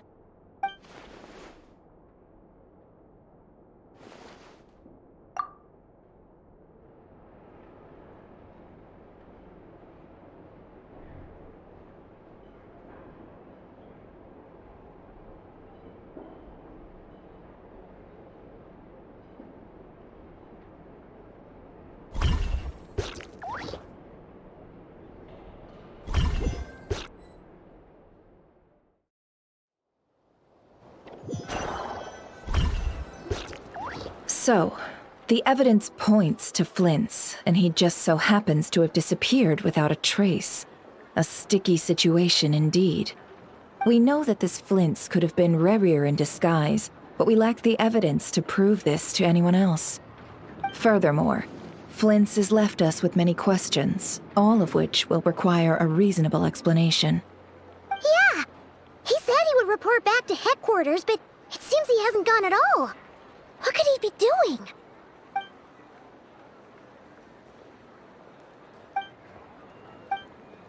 Let's approach the issue this way. First, we must determine our culprit. Was it Flint's or Rerir in disguise? Yeah! What reason would Flint's have to murder Sosie anyway? None, as far as I know. And even if he had a motive, it would have been easier to do so out in the wild, rather than in Nashatown. Yeah, they would have often gone out on missions together. Plenty of chances there.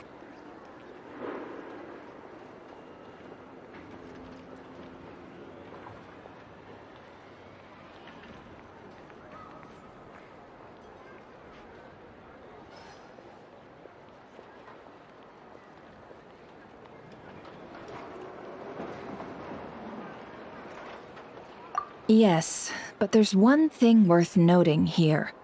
Remember the intel we got back at the tavern? No one has ever seen a phantom that can take the form of other humans within the Wild Hunt. This means that he has been hesitant to abuse this ability, or allow it to become common knowledge, likely so that he could act in secret under other guises. But no matter what, borrowing identities comes with risks, right? What if you bump into the person you're imitating along the way? Precisely. In other words, his goal must have been worth the risk, similar to how he came in disguise to obtain the moon marrow. He likely knew then that the real Flint's would not appear and get in his way during this time. We'd have to ask Flint's ourselves, I'm afraid. But we shouldn't jump to any conclusions here. We can't discount the possibility that he might actually be the murderer himself. Not yet, at least. And there are other, less likely scenarios. For instance, Rerir may have already killed Flint's long ago, and been living as him for some time now.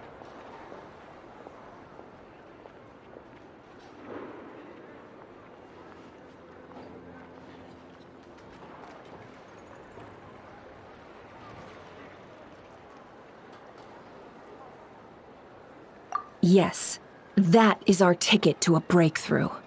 Then we've got to find him before the Lightkeepers do, or we might never see him again. Steady now. Our friends should be back soon. We tracked him down to a beach north of Nasha Town. The Wild Hunt is present too, so we're putting a force together. I'll have you know that this is top secret information I'm leaking here. Don't worry, you'll receive a top-class reward in return. The beach is all yours. I'll stay and slow the Lightkeepers down. Things might go south if you bump into one another. Oh, right! Before we go, should we reveal Rarier's secret? Since he's trying to keep it all hush-hush, why don't we just pull the curtains on his little trick? That'll teach him to sneak around pretending to be other people. Hey! Why are you laughing? Oh, I was just imagining how satisfying that would feel. But I'm afraid this revelation would only stir up more chaos. Setting aside the matter of evidence, some may trust Flint's on our account, whereas others would suspect him on account of his behavior. Tossing him into a swirling tumult of public opinion like that might just give Rarier more opportunities to capitalize on. And think about it. Once people learn that he can masquerade as those they trust, would they continue to welcome friends into their homes with such open hearts? Unease grips the hearts of those in Nasha Town already. We should avoid throwing more fuel onto the fire. Yeah, you're right. You've really thought of everything, huh? Nothing for it, then. We've just gotta find Flint's. Indeed. But just in case, let me stress once more. We should neither be excessively afraid of Rarier, nor trust in Flint's too lightly. This light source is of special Lightkeeper design. It provides illumination within Wild Hunt anomalies, and can briefly dispel the abyssal fog within. Oh, right. We'll have to deal with that mess, too. Yeah, this'll be important. Thanks a bunch, Nefer. You're welcome. I've charged it to your account, by the way. Hey, you!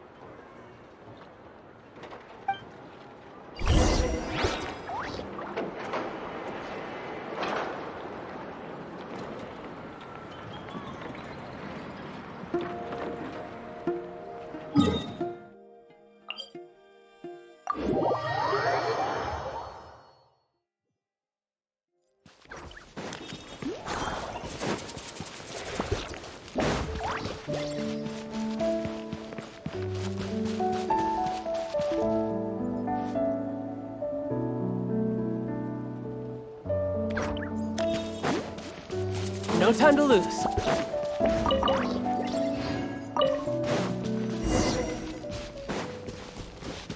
Whoa! Is that a Lightkeeper's lantern? Is there someone up ahead? Come on, let's go see!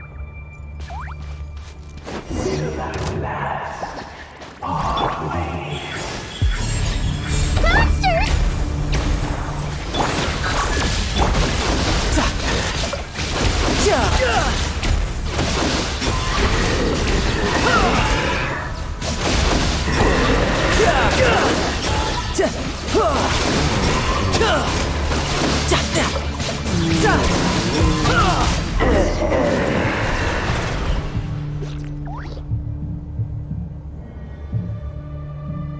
This monster was lurking near the lamp. That must have been a planned ambush. We're not falling for that again. There's something inside it. Some small device. Huh? Why isn't it giving off light anymore?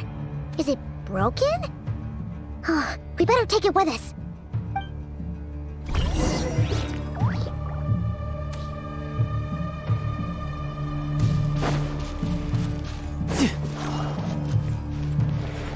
No time to lose. The fight took place here.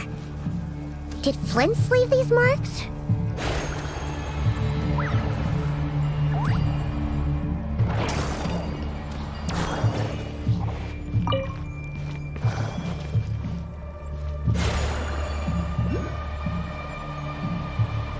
Is someone there?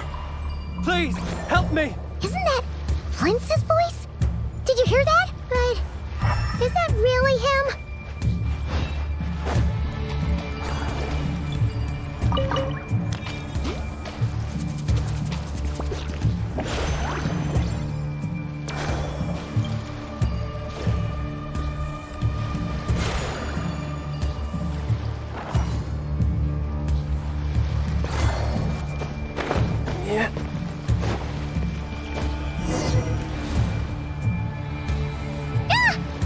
trouble if these spooky shadows touch us!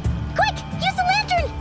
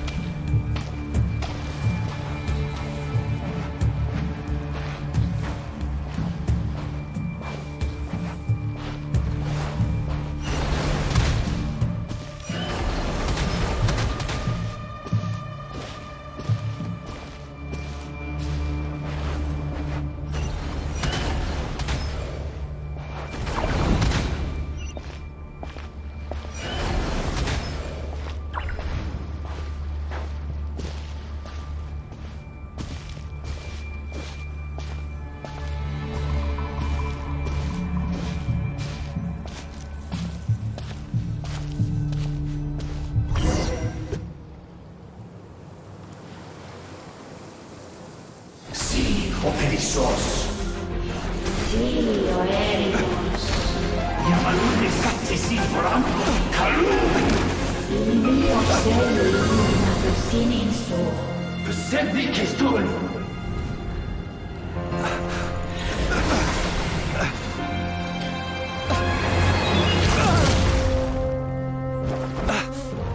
Hand it over. That was mine from the first. Tutoni nektorai desnevte. You're a fool. You again.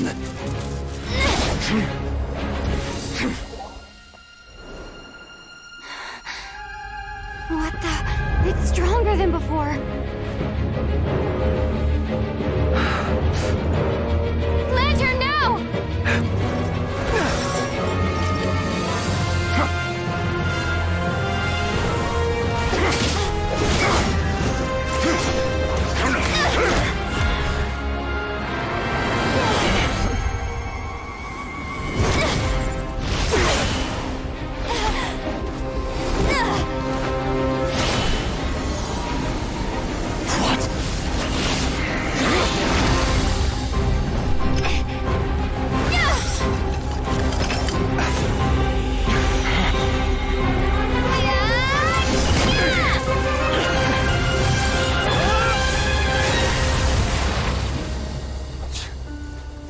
It escaped again. This situation speaks for itself, I presume. So, you were tangling with Rarer out here all by yourself. So, That vile phantom hiding inside the Wild Hunt has a name of his own.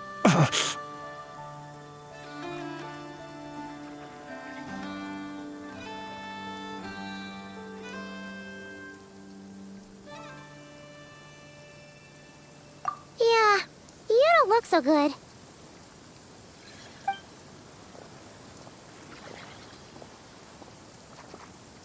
Sorry you had to see me like this. All the same, you have my sincere thanks for your aid. To think you had the power to so easily cleanse the filth staining the lantern, which tormented me so. Might I ask what magic that was? Or whose pupil you are? I believe I might have saved some face had I mastered just a fraction of such abilities.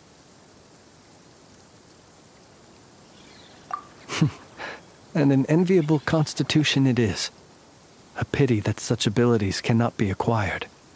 Why did abyssal power just burst out of your lantern anyway? That is a long story. Many moons ago, when on Wild Hunt clearance duty, I shattered one of its cores only for a special crystalline object to fall out. I sensed a power surging within it that was at once familiar yet strangely illusory. I freely confess to being an avid collector of ancient gems, coins, and other curios. And curiosity it was that had me store this crystal inside my lantern. Afterwards, I wound up collecting a few more such crystals quite by accident, and discovered that they could merge into a single piece without my prompting. Though my understanding ends there. It was only recently that they began slowly emitting abyssal energy, which could neither be dispelled nor weakened. Is that what Rarer claimed belonged to him? That must be what he's after then! I concur. And here's the kicker. Before he was exceedingly weak. In fact, I've already beaten him several times, though I could not destroy him completely. But I noticed while engaging him that the crystal fragment would restrict my powers. As such, it occurred to me that I should hide it rather than tangle with him any longer. Alas, he has proved most fixated upon this fragment. And for some reason, his strength has grown by leaps and bounds since I last encountered him. And where, might I ask, would it be safe? Or do you think it wiser I threw it away? Were our places switched, would you discard it, knowing that its perilous might was beyond your ability to counteract, yet capable of causing greater harm should it lie beyond your grasp? Yeah, throwing it away would mean giving the bad guy what he wants. But exposing yourself to its corrosion and growing weaker by the day, that sounds super dangerous too. Only those who shoulder risks are qualified to welcome in the turning of the tide. Those who flee when troubles come are nothing more than deserters. Though I shan't deny that I have your fortuitous arrival and most outstanding assistance to thank for my continued ability to speak such platitudes. Either way, it seems this fragment is now utterly still. That must have made it useless to Rarir. I doubt he would have retreated so readily otherwise. I imagine this wasn't the only reason you came looking for me, though? Well, no, but...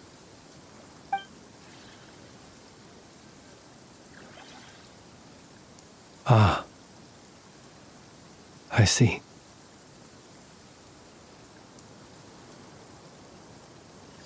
To use the Lightkeepers to find me, I suspect. I did not inform anyone of my true whereabouts, so he should have had more difficulty tracking me down. They alone have the ability to quickly pinpoint my position. Our Sergeant Major has a Kuvaki-powered device that can be used to detect others who bear a lantern. They usually don't pay my whereabouts much mind unless they absolutely must find me. You mean this thing? Yes. Where did you pick this up? We found it inside a lantern when we first charged into the Wild Hunt anomaly. It must belong to a Ratnik dispatched to investigate the area, who, it seems, dropped everything and fled the moment they saw the Wild Hunt massing to strike. Well, at least they're not dead. Guess it's not surprising how they found you so fast then. But if Ruru could have shapeshifted into Sosi, why didn't he just use that Kavaki device to find you himself? Were he to use it, that device would likely fail to act as it should, owing to abyssal interference. Ah, guess that explains it. So not only is this Rurir ruthless, but a purveyor of dirty tricks, too. You might not be familiar with Sergeant Major Sosi, but he put his heart and soul into every mission. Our deployments are subject to orders from headquarters, and his orders were to be stationed long-term in Nasha Town. As such, he was very seldom able to go back and visit his family. He worked so hard, seeking to produce excellent results that might convince them to transfer him out. Oh. But every year they would say, "Wait a little longer. Wait a little longer." He often wondered if it was because he was lacking somehow. In truth, everyone had nothing but the highest praise for him. But good work does not always lead to good outcomes. The higher-ups would think, he's doing great where he is. Let him stay there forever. A most convenient choice for them, at least. Whereas his subordinates would think, wouldn't it be a shame if we were to lose such a talented, easygoing boss? So he waited. And he waited. Until the world closed its eyes in the depths of the night, and a lantern was slowly lit for him alone, that no one could see.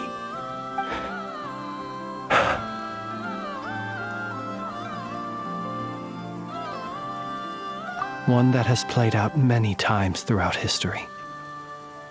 Another reason to take this Rurir's head. Oh. At least we now know that he's looking for these fragments inside Wild Hunt anomalies. And yet, what did the Sergeant Major have to do with any of this? Why did he have to die? Could Rarer be angry that the cannon Sosi set up to fire destroyed the fragments he wanted to collect? Could you take me to the scene of the crime? We shall just have to exercise some discretion then. Come on. Let us be on our way.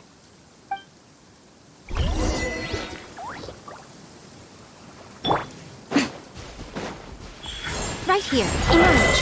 Defensive mode engage. I'll protect us. Tidal wave.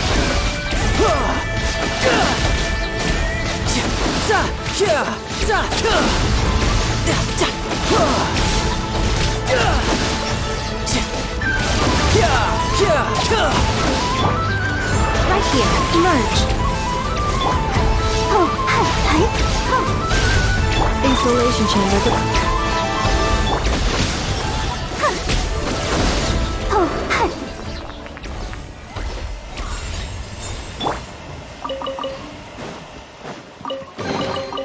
Now I just need to get my hands on the rest.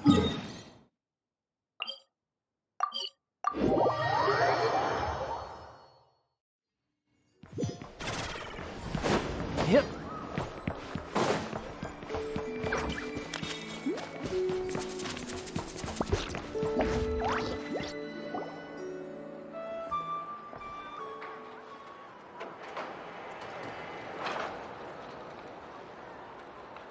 I understand the situation more or less. Much has happened, I see. Either way, I suppose we were lucky not to receive a warm welcome on the way over here. It seems my fellow Lightkeepers do not wish to make this case public just yet. Yeah. Guess Nasha Town's already been enough of a mess lately. Let's stop here. Any further and the Ratniki might detect us. Since you two can enter, I'll have to request that you kindly pick me up once you're inside. Oh? And how are we supposed to do that? You'll know when the time comes. See you later.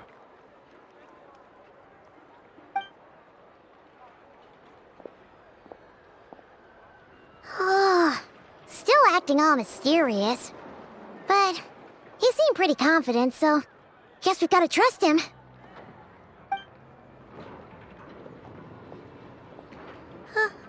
Hello? Ah, you're the special assistants for this investigation, right? Yep, that's us. Well, you're just in time. We're basically done investigating the crime scene. All that's left is to finish writing up some records. Then properly dispose of Sergeant Major Sosie's remains. If there's anything else you'd like to look into, this is your last chance to do so.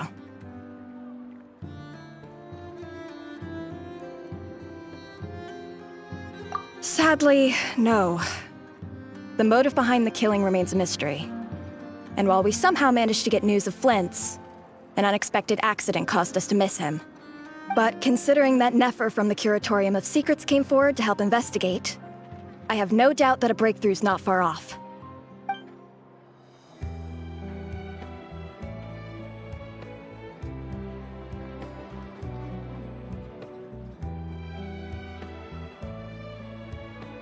We'll do our part too. All right, we're going in. See you later.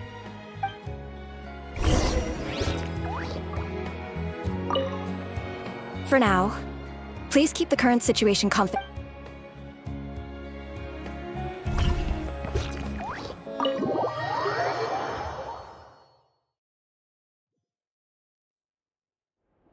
Phew, we're in. Thanks to Nefer's reputation, once again. But we still know nothing about how Flint's is gonna enter, or how we'll pick him up. Never mind how we'll leave later on.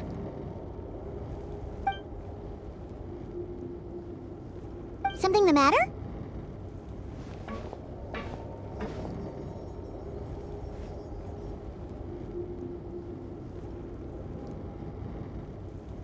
Huh. That looks like Flint's lantern. But where is he exactly?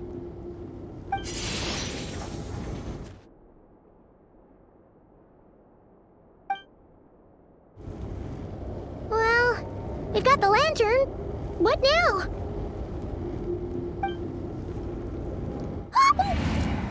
Oh, Paimon almost screamed out loud! You never said you could do magic like that! This lantern may have a rather peculiar shape, but so long as it doesn't glow, it won't stand out in the dark. I calculated that you would have already entered, so I chose a spot visible from the window before using light to send you a signal. As I thought, you're both sharp-eyed and on the ball. The perks of being veteran adventurers, huh? Your composure is more impressive still. You're right. That required a little trick of my own. But let us leave such trivial topics for a more relaxed moment. Our time is limited after all.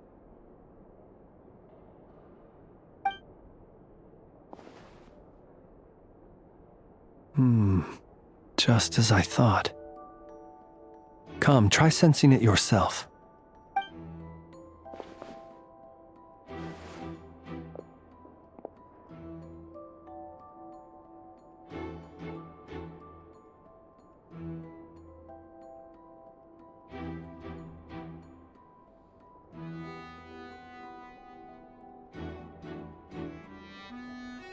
Identical powers must flow from the same source. It was the Wild Hunt, then, that took my form and killed the Sergeant Major. But why do this? To sow chaos by depriving the Lightkeepers of one of their commanders? If the Wild Hunt's true form is powerful enough to stand against the world as you claim, I fear not even the full force of Lightkeepers could stand against him, let alone the handful of us stationed in Nashitown. He would have no reason whatsoever to pick quarrels with individual ants. Let's look again more closely. We must leave no stone unturned.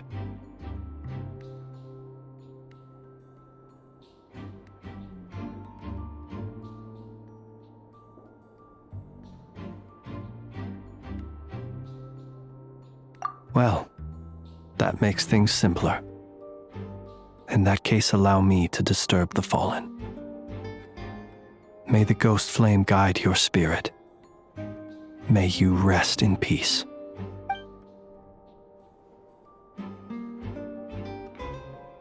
When we fought, he seemed like quite a reckless foe. Certainly not the meticulous mastermind type. Yet here we are, grappling with this enigma he has left us. Oh, if we can't get any leads, we might have to go back and find Nefer. Oh, the longer we're stuck here, the likelier he is to achieve his goal. Ugh, this is so frustrating!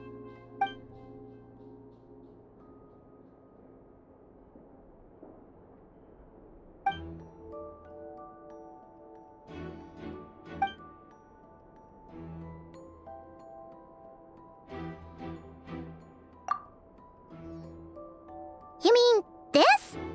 I'm not well versed in machinery, but that means his mechanical arm is malfunctioning, right? It might have been broken in combat. No, that's not right. Paimon remembers this signal. We saw it before while repairing the cannon. It doesn't mean that the components are damaged. It just means that they're due for regular maintenance, so the device has stopped operating. But the real problem is that... Yeah, he even helped us find the maintenance port. It could still be a coincidence, but considering it hasn't been long at all since we were repairing that cannon... The Sosi you met could have been Rerir in disguise. In other words, he played the Sergeant Major before disguising himself as me.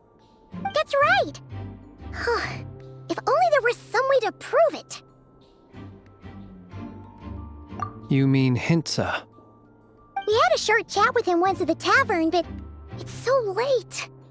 Guess it'll have to wait till tomorrow. I know where he lives.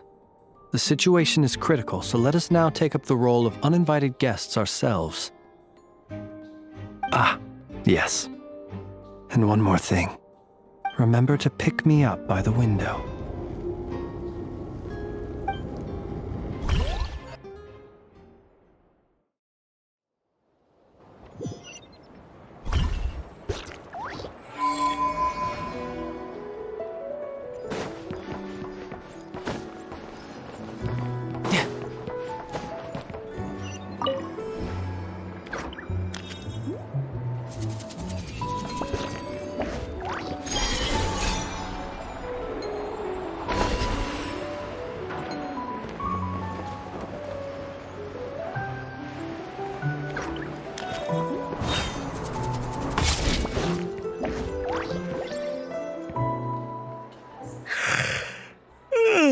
Oh, it's you two. And Flint's. Given the hour, I guess it must be an emergency. It is indeed. Our sincerest apologies for interrupting your rest. We are investigating a certain matter in connection with Sergeant Major Sosi. We'd like to know if he has sent you a request for maintenance to be performed on his mechanical arm. Sosi. Oh, so the rumors I heard, are they true? You know what? Forget it. I'm sure it's complicated. No further questions from me. Just a moment. I need to check my records. Thank you for your understanding.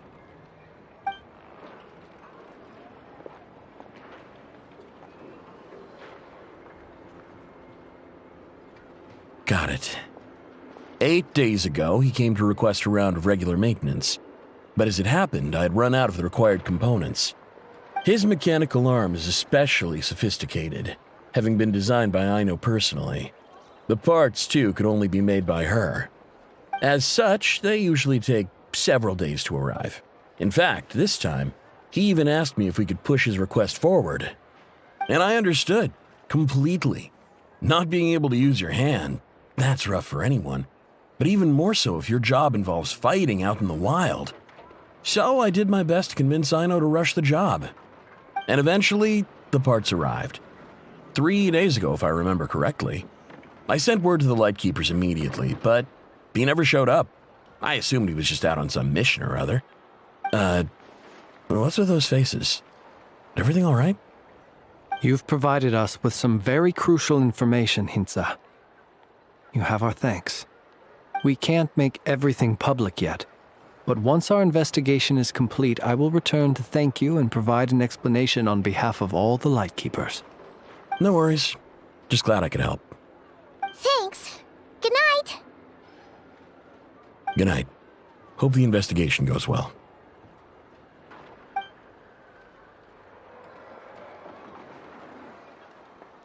It seems that it is as we guessed. The Sergeant Major Sosi you encountered while repairing the cannon was actually Rerir in disguise. 8 days ago, he had yet to act. But at some point after that, he attacked and imprisoned the Sergeant Major. With the immense gap in strength between them, the job was finished in a single blow. And thus Rerir had no opportunity to discover the malfunctioning mechanical arm. Perhaps his mastery of shapeshifting extends only to outward form, and not therefore to complex internal mechanisms. Hence his oversight of the uniquely mechanical traits of the Sergeant Major's arm, and in turn, this flaw in his disguise. You're saying he thought no one would realize his mechanical arm was actually made of some kind of black muck on the inside, so long as it worked, right? Still seems like there's a lot of guesswork involved here, but it mostly makes sense.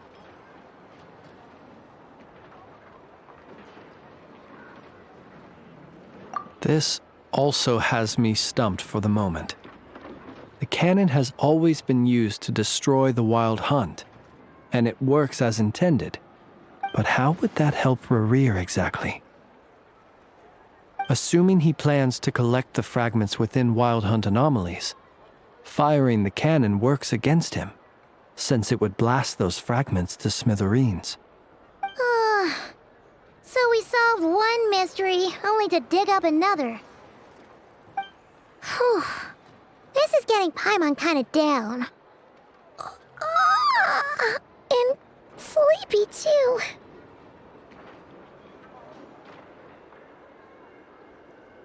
Yes, I'd say it is high time we took a break. Seems like there's a lot left to investigate. We'll have to fight Rerir eventually. And we'll do a poor job if we're not well rested. Yeah, we should totally get some sleep first. A reasonable suggestion. I have no doubt that my quarters have been turned inside out by now, at any rate. My colleagues have never failed to live up to my expectations of their discourtesy. Well, guess we'll just have to pick you up as usual. That would be good, yes. Feel free to put the room costs on my tab.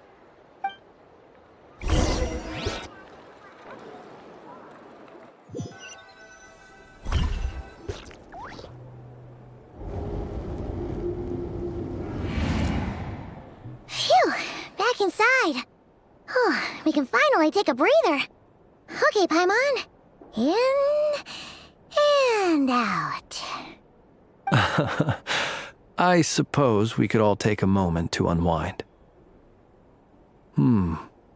As I recall, our first meeting took place not far from here. The nostalgia. Had you already sensed the unique power within my lantern at that time? I see. Words truly do fail to capture your superlative insight.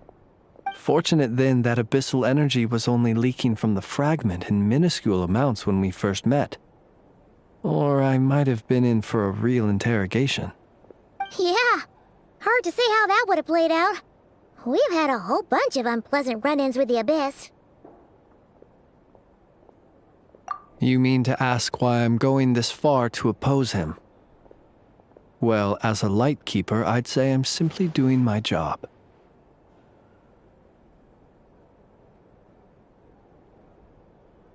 Yeah! You're covered in more mysteries than Paimon could shake a skewer at. You can't just get out of explaining yourself by making lame excuses. All right. I suppose I do owe you some honesty. whether out of gratitude or the need to build trust. Your deductions have been quite correct. Should one wish to conceal oneself within a lantern, elemental power alone is not enough. You know humans well, and naturally you understand their limits. But some things that humans would consider difficult are quite normal in the eyes of non-humans. So, you mean you're one of the latter? Have you heard of how Snezhnaya was once the realm of the Fae? This race is no longer of any importance, but they still exist, as evidenced by the fact that I am standing before you. We've heard some scattered legends, but that's all Paimon thought there was to it. I once turned my heart toward humanity, and thus did I experience loss. I once labored and did much, and put an end to my tale with my own hands. When you realize you are floating in the middle of a vast ocean, you cannot help but feel that swimming in any direction would be equally meaningless. Would it not be better, then, to simply sink? But before I could sink to truly lightless depths, chance had it that I should be awakened by a band of Ratniki. They were facing a horde of abyssal monsters, and could not last against such a disparity in strength. Yet none fled.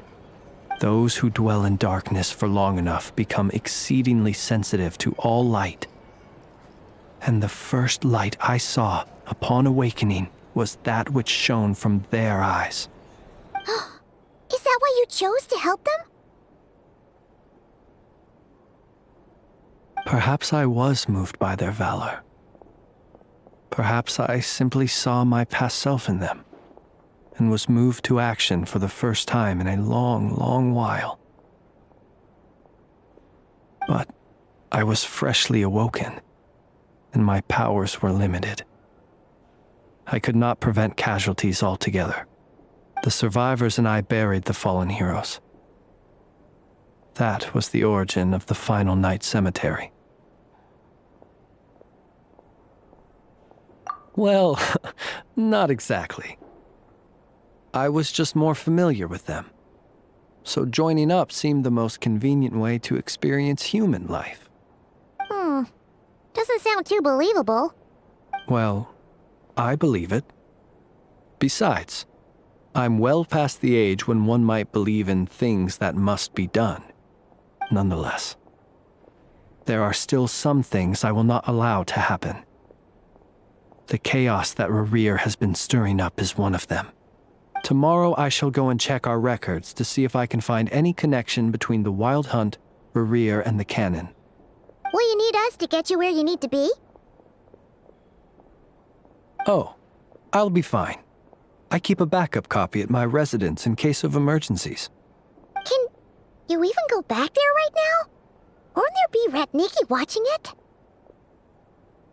Thanks for the reminder.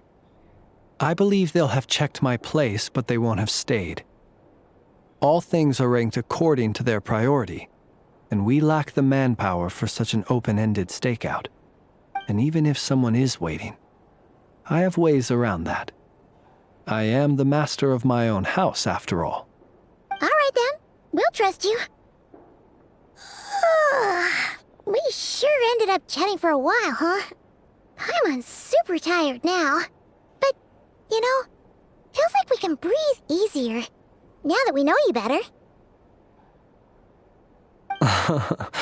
I didn't take you for the cautious sort. Anyway, I hope you'll help me keep this a secret. I'd prefer others not to know about my past unless strictly necessary. Nor do I want to attract more trouble on account of being a Fae. Paimon's lips are sealed too. All right. Thanks again for your help. Good night, you two. Finally, we can rest. Let's go get some sleep. There's tons to do tomorrow.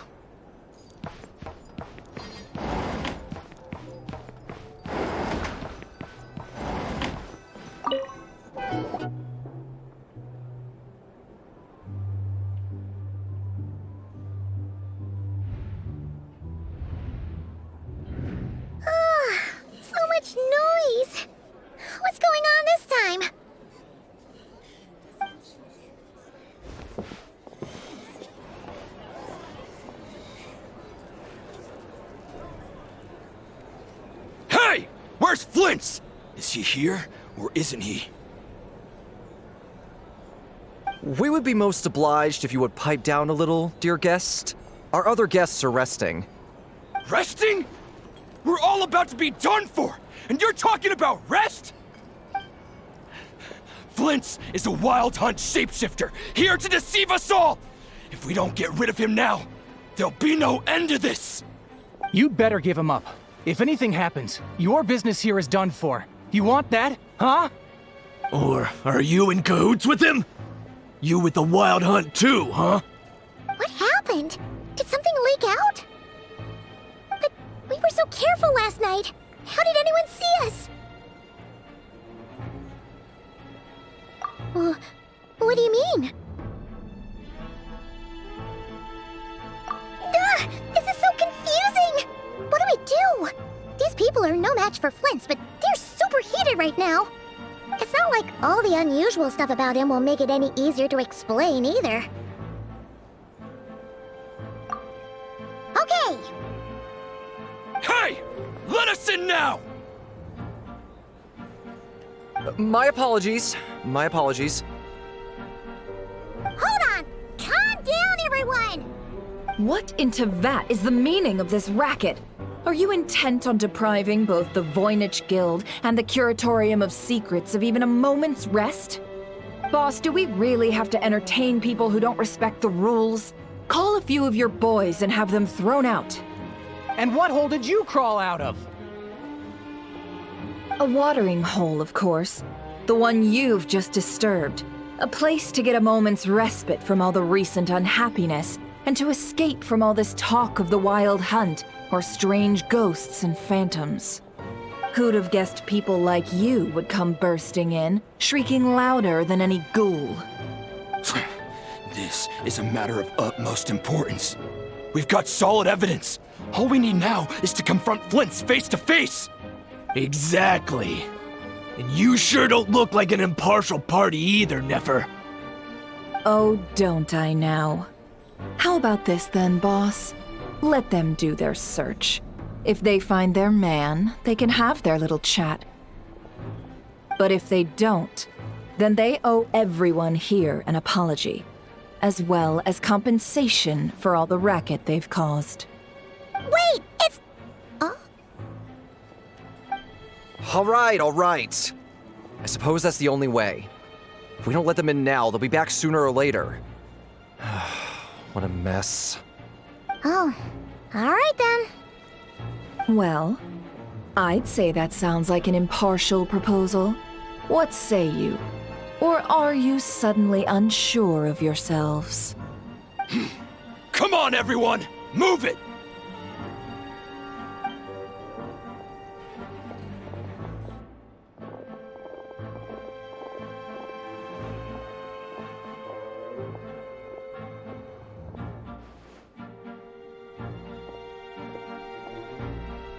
No sign of Flint's. But how can that be? Hasn't he always stayed here? Done searching, are we? Guess it's time to uphold your end of the bargain, huh?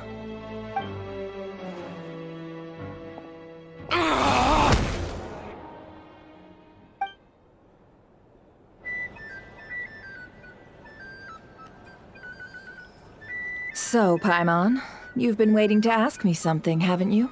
Yeah, how did they even find us here? My inside man with the Lightkeepers informed me that you paid the crime scene a late-night visit.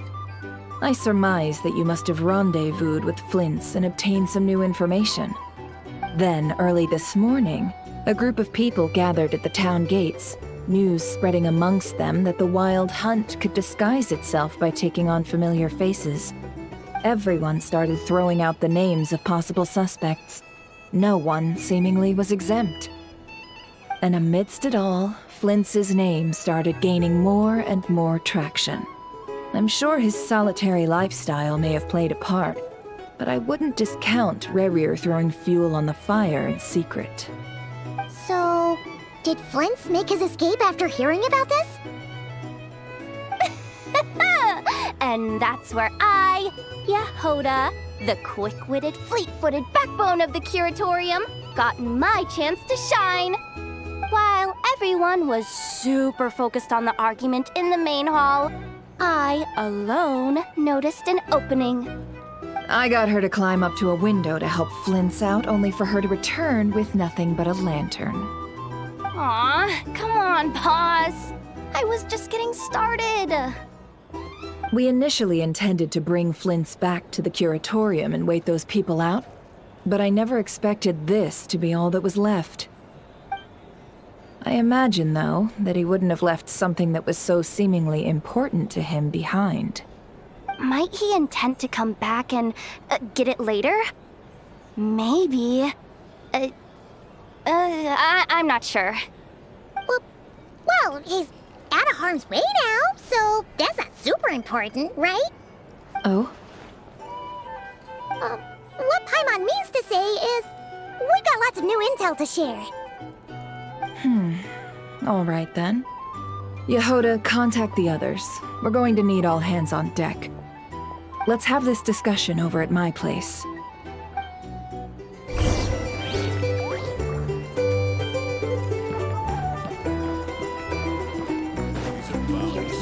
If you want to negotiate prices.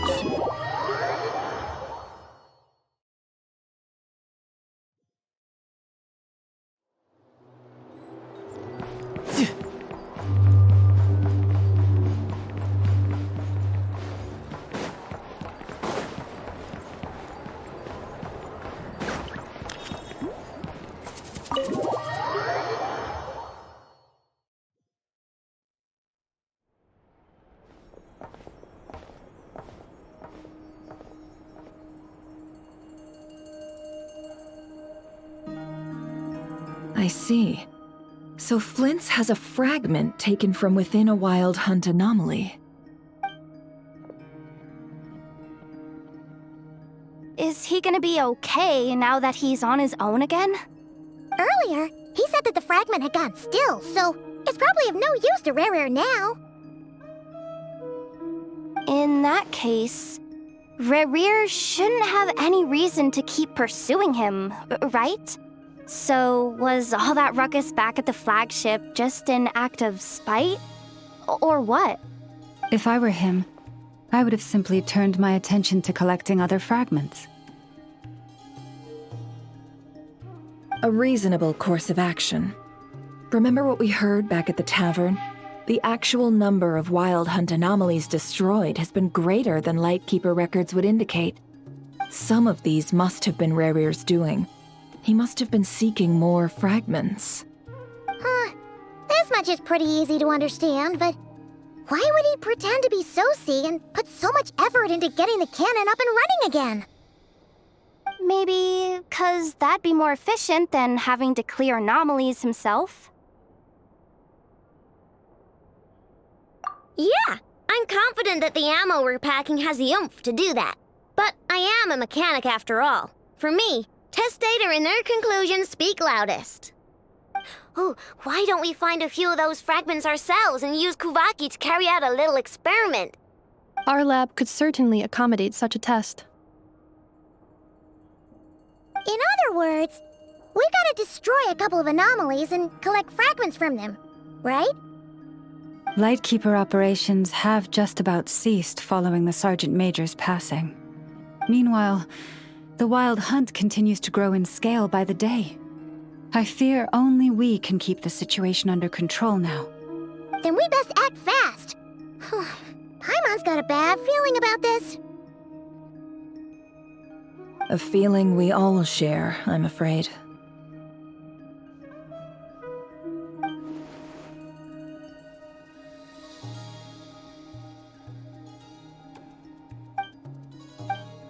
There are 3 Wild Hunt sites that must be dealt with urgently. But I believe we have the capacity to handle it. Works for me. Nefa and I will take our workshop assistants to deal with one of the sites. The Curatorium will handle another. And we Frostmoon Scions shall deal with the remaining one.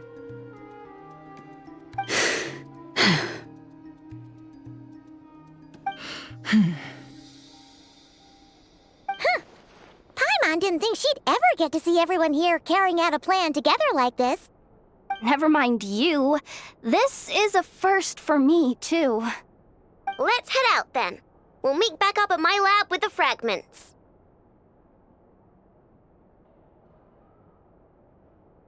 Understood. Time is of the essence now. Our foe could make his next move at any moment, so we must stay in contact with one another. Gotcha! Stay safe, everyone.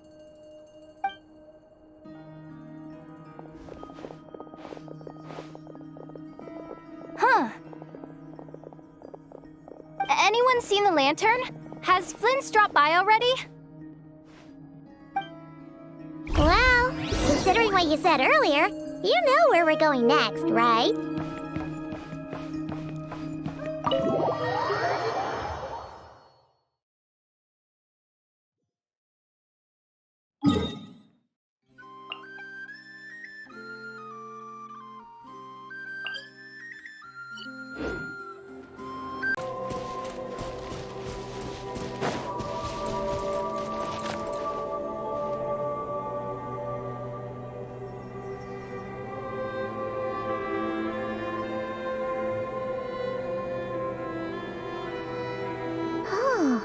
No one's guarding this place, just like he said. But, where do we find the information he mentioned?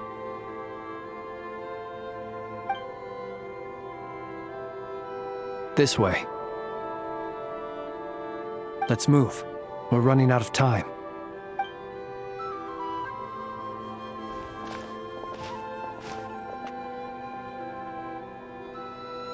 Ah! Here you are! Okay, let's split up and make this happen. Or not! How are we supposed to read through this many files?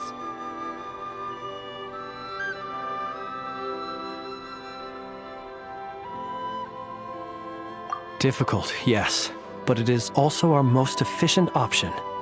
To expose the true intentions of this Rereer, we need to dive into Nod-Krai's history. Hope we don't land on our heads then.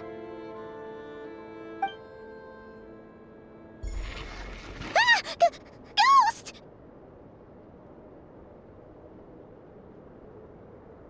That file suddenly moved by itself. This is a graveyard, right, Flint? Do these things just gotta happen? Many strange things happen here, but this is not one of them. But that file really did move by itself! Hey, come out! Don't scare Paimon like that!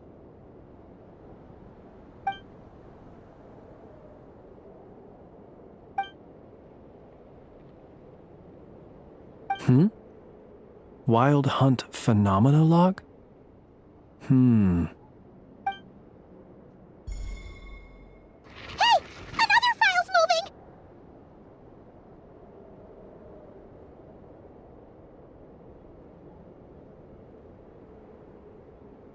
Are we being given hints? I feel no hostility. On the contrary, it seems we're being aided somehow. Really? Hey! Seriously, another one? Okay then. Paimon will read this one.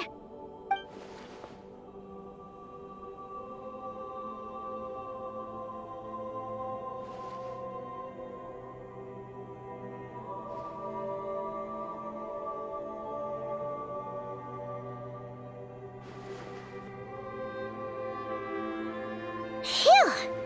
Finally finished. Oh, Paimon sure could use a long break from long words now. Hope she can remember it all. The material I've read through has all been about past Wild Hunt incidents of enormous scale. What about you? Paimon as well. Guess that makes 3 of us. Whatever this is, it seems to want us to notice something. Let's bring our files together and give them another look through. All right. Paimon will go fetch hers. All these incidents look pretty different. Wait. I've noticed something. Before the occurrence of these huge Wild Hunt events, a smaller scale one would erupt in the exact same location. And look, all these smaller scale Wild Hunt site reports share a common outcome. They'd be detected, but would go inactive before any forces could be sent to deal with them. They could then be sealed directly using a tide seal stone. Huh? But why? Some of these records are too old. I doubt he had regained the ability to act freely yet, or we would have met long ago. Ah! And here's another similarity. Kuvaki in nearby soil completely drained. Could this be important somehow? Kuvaki and the Wild Hunt are mutually opposed forces. We Lightkeepers previously believed that these small Wild Hunt sites would temporarily go inactive due to being neutralized by the Kuvaki present in the soil.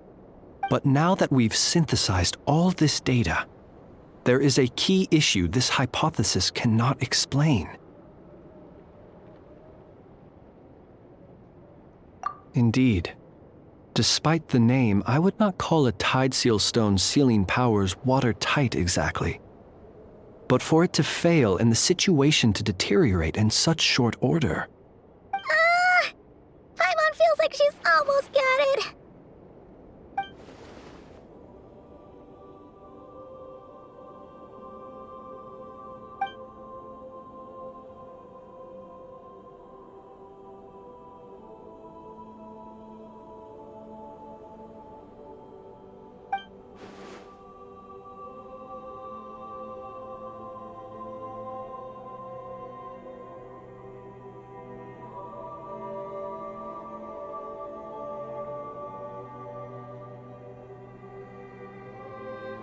Yes, that might be it.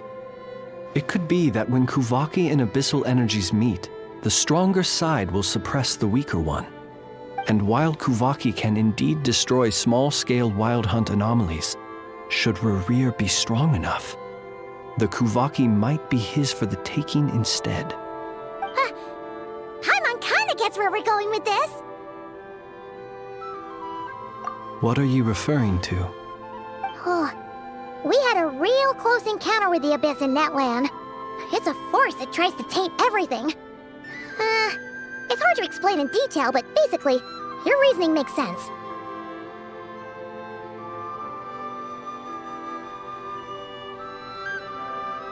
Was there a gap between him pretending to be Sergeant Major Sosi and the cannon being fired? There was. Aino needed to make some adjustments after we finished those repairs. Rerir, disguised as Sosi, left at that point, leaving him more than enough time to shapeshift into you, return to the Lightkeeper's office and set up the crime scene, before heading over to the cannon's target area and absorbing the Kuvaki. It all makes sense. And all that just for the fragment I had with me. It begs the question, what makes it so special that he needs it so badly?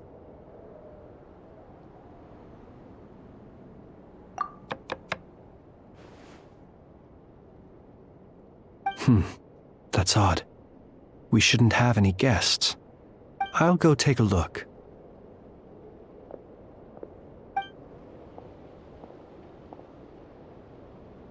Ah, it's an ibis. It's carrying a letter!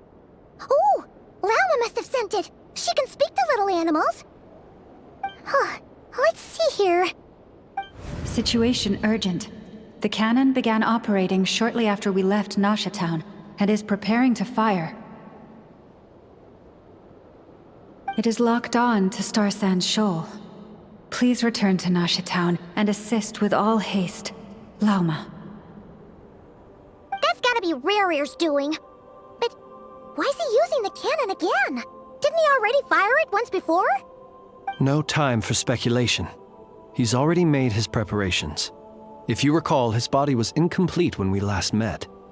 If this bombardment continues to increase his strength, he might regain his complete form. What should we do? There's no way we're getting back to Nasha Town in time. Let's go to the cannon's target site. That's where we should find Rerir, and that's where we'll stop him. One moment. Just let me get this news to Lauma. Nasha Town is in their hands now.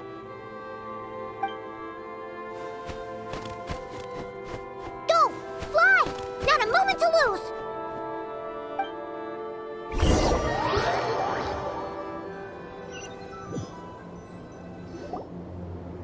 You're here, as expected. Humans, you never change. Always trying to use powers you neither comprehend nor control.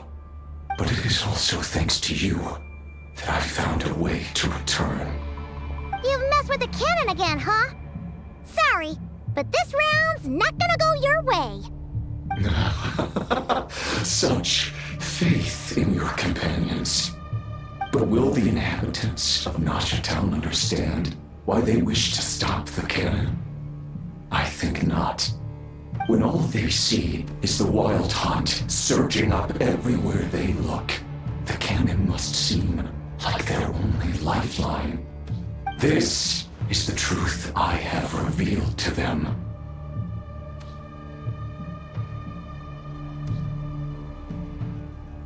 They did this all of their own volition.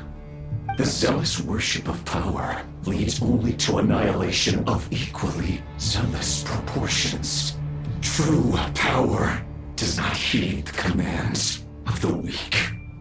You were waiting for us to leave Nasha Town then. Of course. I imagine the one you call Aino would have managed to stop the cannon otherwise. Shame, then, that you proved one step too slow. In their folly, the townspeople will bar the path of all who seek to stop the cannon.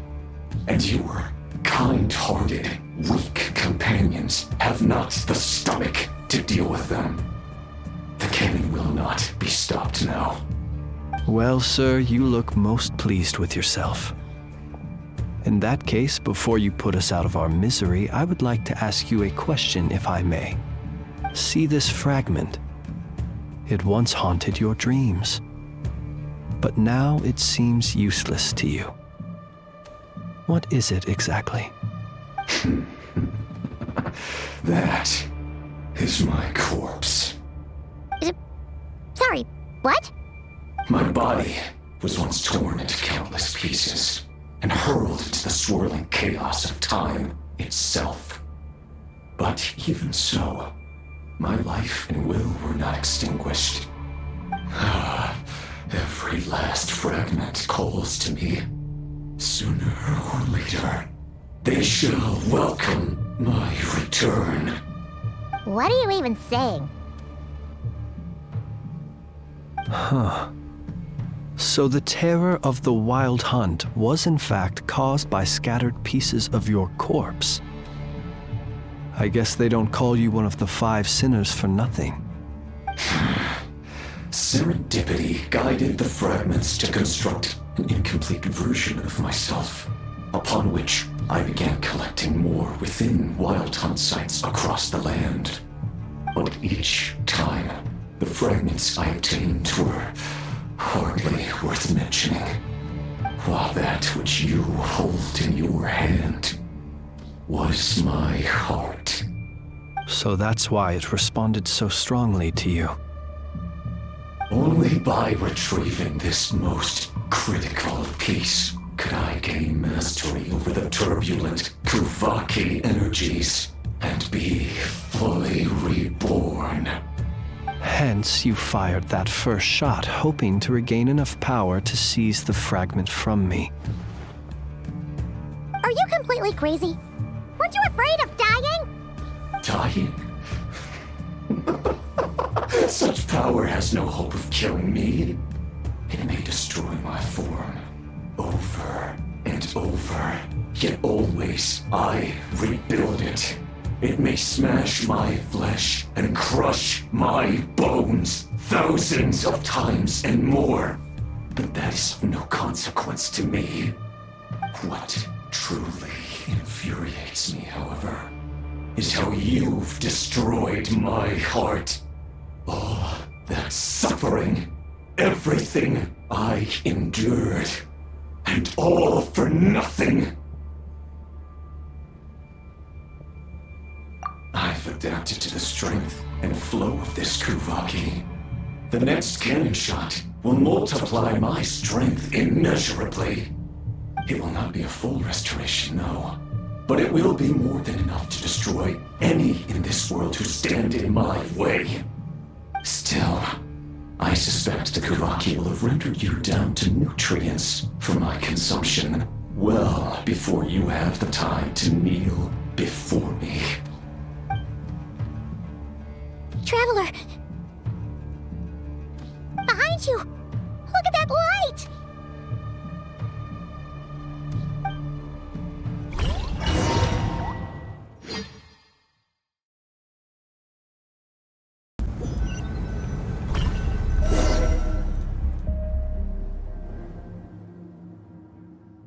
Dang it! Who fired up the cannon without my say-so? Its defensive barrier has also been activated, likely in anticipation of interference by malicious actors. The air is thick with fear and anxiety. It's spooking the birds and beasts. What exactly is going on? You're here. Looks like this was all part of Rerir's plan. Not only did he plant seeds of suspicion in people's hearts, seems he's now igniting them. Yehoda's gone in to scout out the situation. She'll be back any minute. I'm back! I'm back! Oh, it's bad out there. Rumors flying everywhere you turn. Something about the Wild Hunt preparing to spawn a wave of monsters, the likes of which we've never seen before. But that's not even the worst of it. Lots of folks don't even believe the cannon can prevent this crisis, so they're getting ready to make a run for it. Others are trying to make a quick buck out of this whole mess. How could they still be thinking about Mora when such a catastrophe is imminent? Unprecedented danger brings unprecedented opportunities in its wake. A chaotic situation can bury much wrongdoing. Even those who flee without reserve put themselves at the mercy of the divine. Is it any wonder, then, that some will aim to profit? After all, a gamble that might rewrite one's entire life is hard to come by. Even so. Well, seeing as you disapprove of their actions so strongly, Lady Moonchanter, I suggest that you be the one to handle them. Not like that's the only major problem on our plate right now. Affirmative. We must quell the chaos in Nasha Town as soon as possible. Also, the unexpected activation of the cannon entails a high risk of incorrect operation. This must be stopped in a timely manner. Well, about that, people have been talking about how someone might come to stop the cannon. They've decided they won't let anyone in. What? I made that thing! They can't just take it from me! Oh, let me over there! What are they gonna do? Stop me? They might, if Rerir has already formulated some countermeasure. For example, he might have spread a rumor that the Wild Hunt would take your form.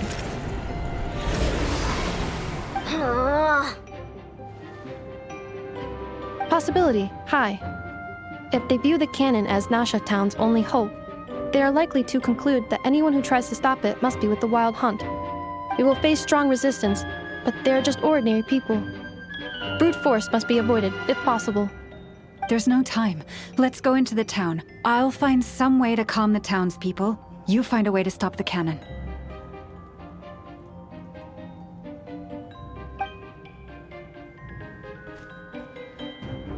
Oh, you're back. And you have a letter? The Traveler won't make it back in time. So they're heading straight over to Star Sand Shoal instead. Wait, what? Isn't that the cannon's target? Why would she go there? Assessing risk level. Maximum. So if we can't prevent the cannon from being fired... Then she's prepared for the worst.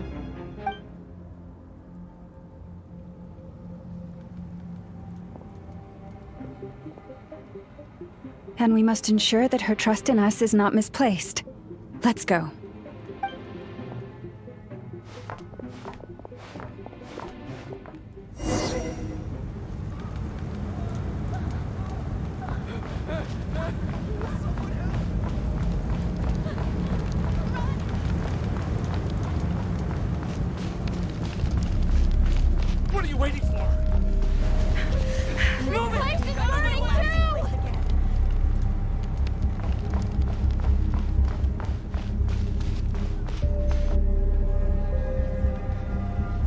Most of those we've met so far have been attempting to escape, so they haven't gotten in our way. But it won't be so easy from here on out. Looks like they formed groups to protect the cannon. If they believe that we're with the Wild Hunt, we'll have no choice but to force our way through. Is that Lady Lauma? But are you really her? It's you, Rixa. I believe you recognize this power, having lived on Hisi Island for so long. It is not something that anyone else could imitate. I do, yes. So it really is you, my lady. But why are you here? Really, I believe you, but the others, well, they'll be on high alert. The townspeople have been misled into believing that they needed to activate the cannon. I am here to stop them. But... I know what you wish to say. Our island and Nasha Town have never had close ties. There should be no reason for me to intervene. But you chose to leave the island. You had the resolve and the courage to start a new life. It is unfair, unjust, that you should be dragged into this mess just as that life was about to begin. I seek to redress this injustice, not only for you, but for everyone here who wishes to live their lives free from this chaos. Please, have faith in our long-standing friendship, and that this is where my heart has led me. Thank you, my lady. Thank you. Please help us. Then come. I need you to step forward alongside me, and to do your part too. All right, I understand. Seems we chose the right person for the job. All right, everyone. Let us meet again later. Huh? You're not coming with us? We won't be able to calm this storm by our power alone. As such, I'll need to contact some... let's call them friends in high places, shall we? Let's go, Yehoda. Okay. See you again, everyone! That is, if we can.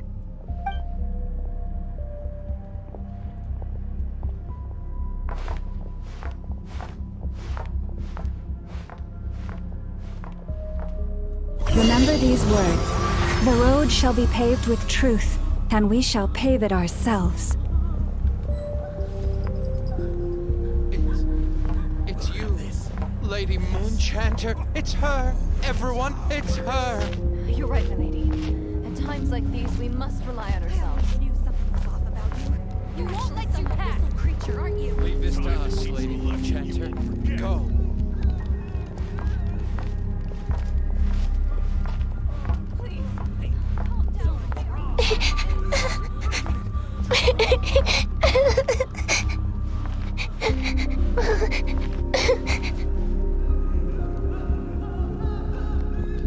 Lady Moonchanter, there's a child here!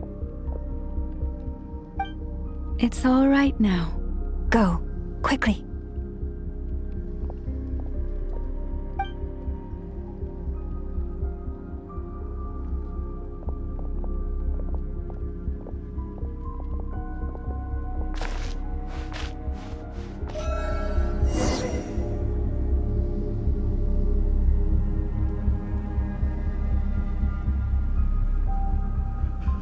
You wretched monsters! You're not getting anywhere near the cannon!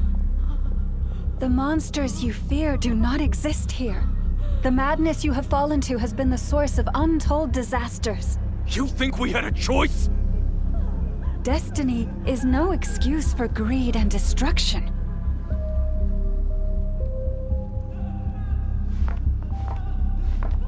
The choice has always been yours to make, and it remains so, even now.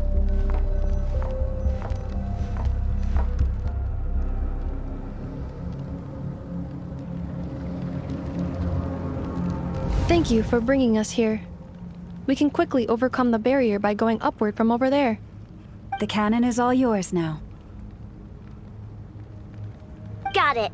Thanks, Lauma. Inefa, give her a crown kake. Orders received and immediately deferred. Departure takes priority. Please, everyone, listen to me. I will not deny that we hold different beliefs, but in the face of the immense threat that hangs above us all, we must persist in trusting one another. Otherwise, rifts will surely form, prized open by those who harbor ulterior motives. If your fear is born of helplessness, if you flee because you know not how to fight, then follow me, you who are lost. I am no god, but so long as we hold our candles steady and unite beneath the same moonlight, no deception or rumors can be concealed from us. Let us resolve then to defend ourselves and to stand firm against the false illusions by which our foe seeks to beguile us.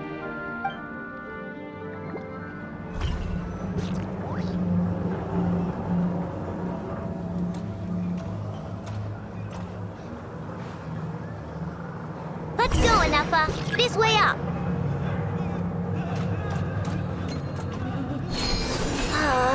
This is making me dizzier than I expected. Adjusting route. Make ready.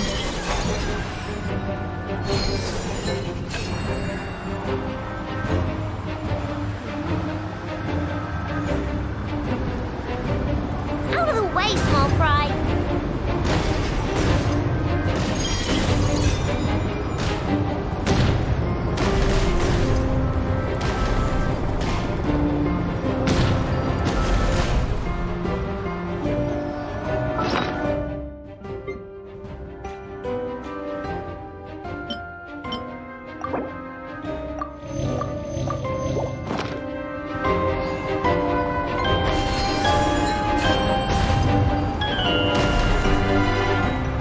What happened to the path? Track missing. Fall imminent. Come on, come on, come on! Get out of there! Whoa, nice! Preparing barrier breakthrough. Brace for impact.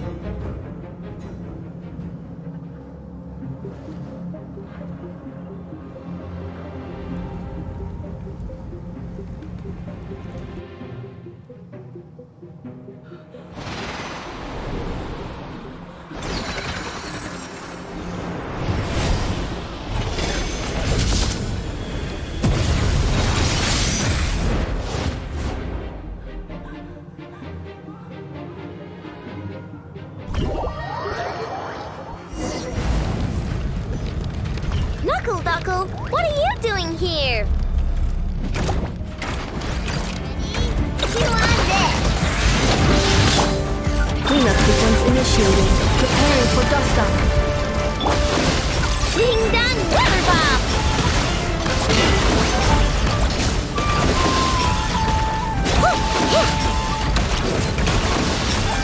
Go claw!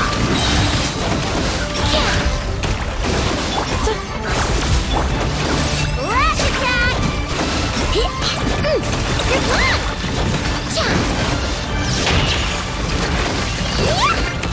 Interference detected. Entering countermeasure mode. Defensive. This isn't good enough, we gotta hurry! Scanning. Kuvaki ammunition fully loaded. Preheating complete. The cannon is going through its final pre-fire checks. Oh, alright, let's hit the emergency brake. Assessment. Not enough time. Emergency brake will cause internal explosion of stored Kuvaki. Damage assessment. Incalculable. Nasha Town likely to be blasted skyward. No, I mean a manual brake, the primitive kind. A manual brake. Understood. Roger that.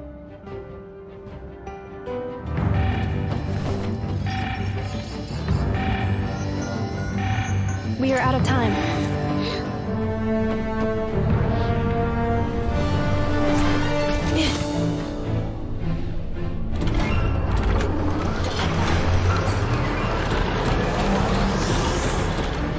All your efforts have been futile.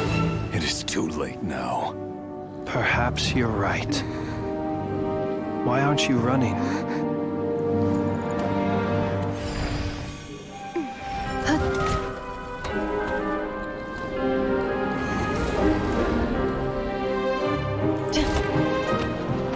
Sigisato passa sax, nitili potuftos. Necritus necrus baptisi, canis omnes tu zonos pentusi. Osesticos palatin pirantur resurcu, topia tua ition veratum.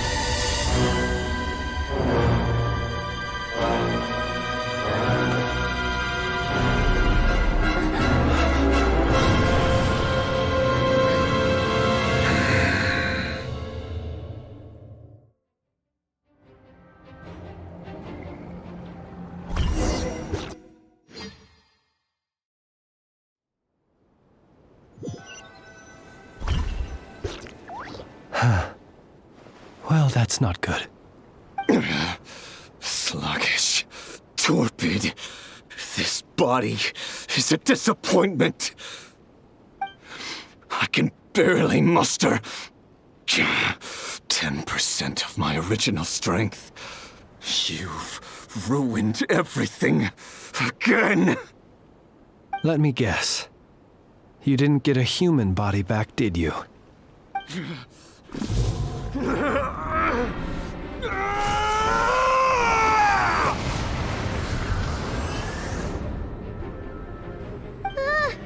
What's with him?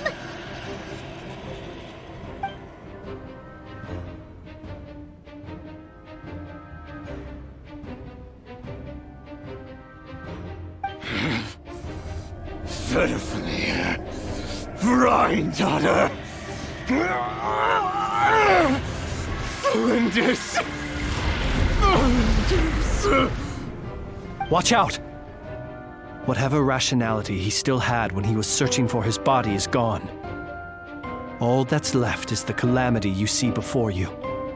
A monster fueled by nothing but his own obsession. Matters not. Having a heart. Being human. It's all irrelevant. Completely and utterly insignificant. You matter not. Does anything in this world. None of it matters to me!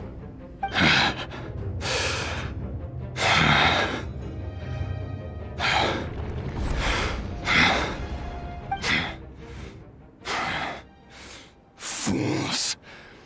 Time to die!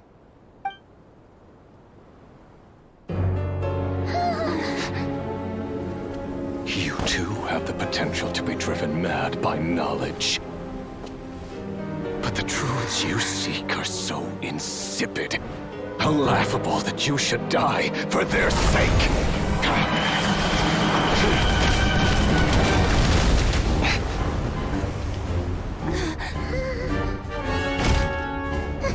You're wrong.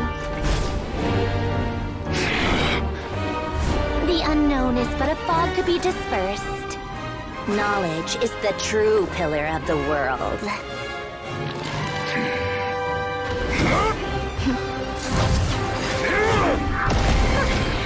You're not the only one who got stronger. Polonia!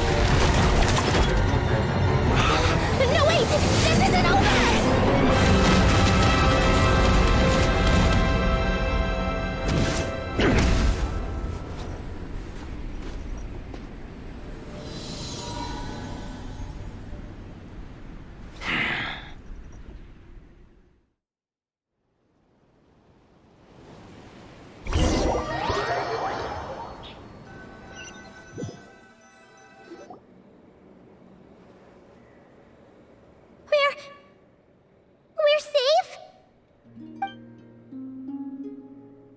It seems this young lady aided in our escape.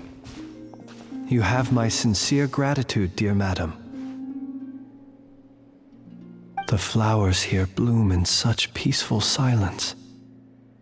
I imagine you would not have invited anyone here were it not an emergency.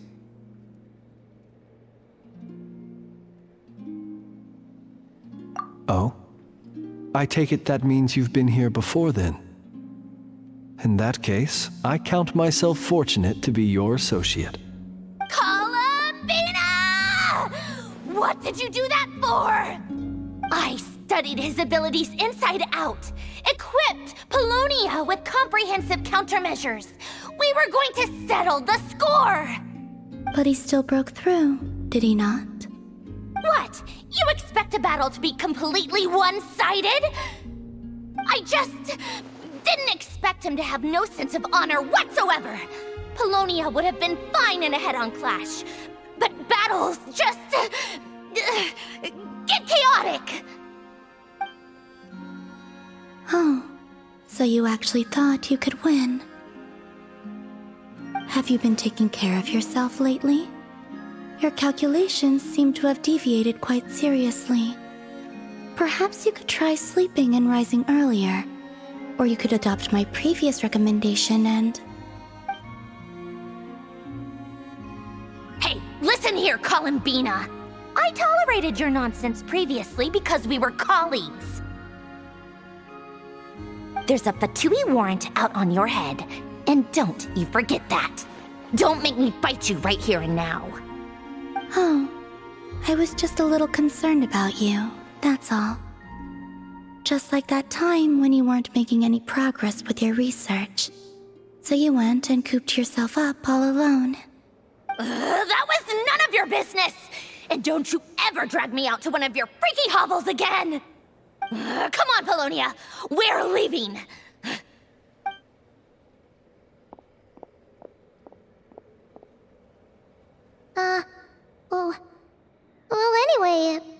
Thank you. I was worried about you, too. Not only because the remains of the eternal moon goddess cannot fall into his hands, but also because you've done much for me yourselves. And then well, I brought your associate along for the ride too. But that was as much as I could do. You're not afraid to speak your mind, miss. I like that. Please call me Flint. It is my honor to make the acquaintance of one such as yourself. Still, what do we do now? Riri's gotten stronger again. At this point, it doesn't seem like we can beat him. We did block most of the Kuvaki, so I'd say we've put a lid on his plans for now at least. But we still don't know what his aims are, and he may continue gathering power. So we must be very careful. After you left, I could no longer sense his presence. That means it's safe out there for now, right? A question, if I may, kind Miss Columbina. When the cannon's Kuvaki beam was deflected earlier, I saw several bolts of energy streak toward Hisi Island, only to be blocked. Did you also have a hand in that? No. I see. Curious. Oh yeah, the cannon veered off course in the end, didn't it? Paimon wonders how Aino and the others are doing. Let's head back and check on them. In that case, Miss Columbina, I shall not disturb your serenity any longer. Thank you once again for coming to the rescue. Go now, all of you. Do not worry.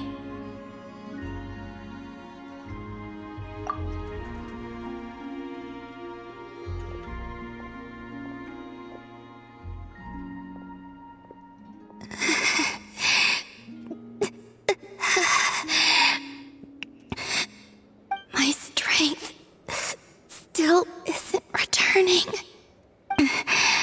It seems my time is running out.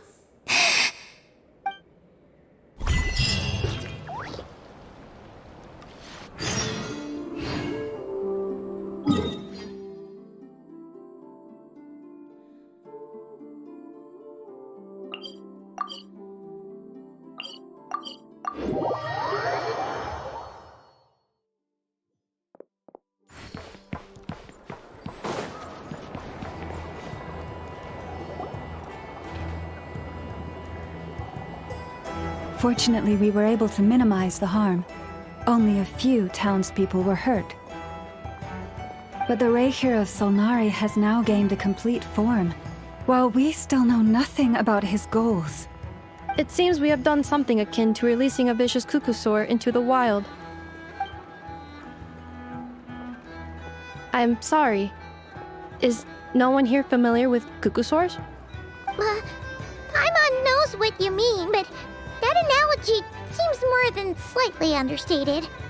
He said that this world means nothing to him, so it is possible that he doesn't have a reason to fight us at the moment. If his objective had been revenge alone, we would likely have no recourse. Is there, still time for me to tender my resignation? Just kidding, just kidding. Don't worry, boss. I know there's no running now. So my cannon, my pride and joy was a hindrance rather than a help. You know what? I'm gonna dismantle it right now.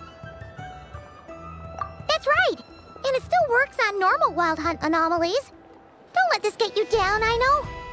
Flint, we'll need you to attend to the aftermath with the Lightkeepers. Don't worry, I've explained everything to them. You're in the clear. My thanks. For that and for everything else I hear you did to help us arrive at the truth. Had you been willing to show yourself in public more often, you would not have been so easy to isolate, you know. Point taken. I will give that some thought. I suppose that's one way I'd benefit from replacing Sergeant Major Sosi. You mean you're being promoted?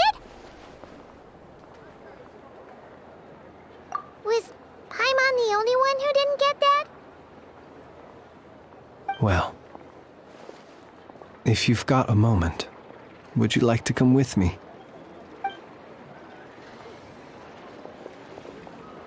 There's a certain gentleman I'd like to send off on his final journey.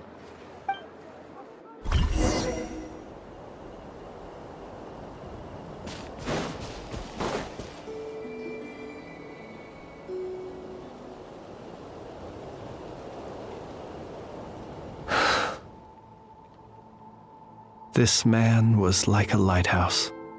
Here he lived as if it were a mere matter of course, and brought light and grace to those around him. But people, once used to illumination, are apt to ignore the lantern's presence.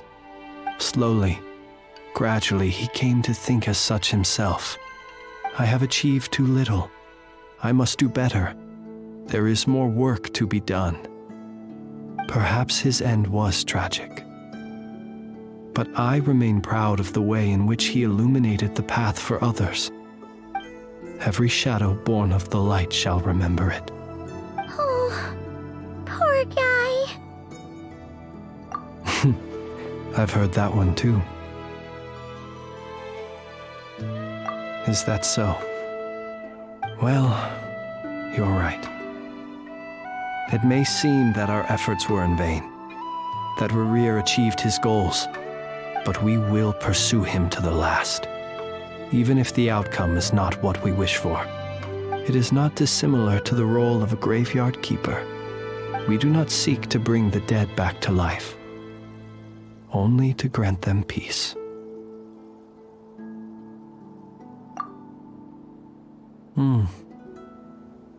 Oh, what are you two talking about? Care to explain? Okay. Either way, the Lantern Fae is not playing the leading role in these final rites. Lightbearer, with your blood you have paved the road to glory and justice. Even as we hurry on, bruised and battered though we may be, stay a while and look back upon the world and all its love and hatred, until it closes its eyes in the depths of night, and a lantern lit for you alone flickers softly into life. Thank you for everything, Sergeant Major Sosi.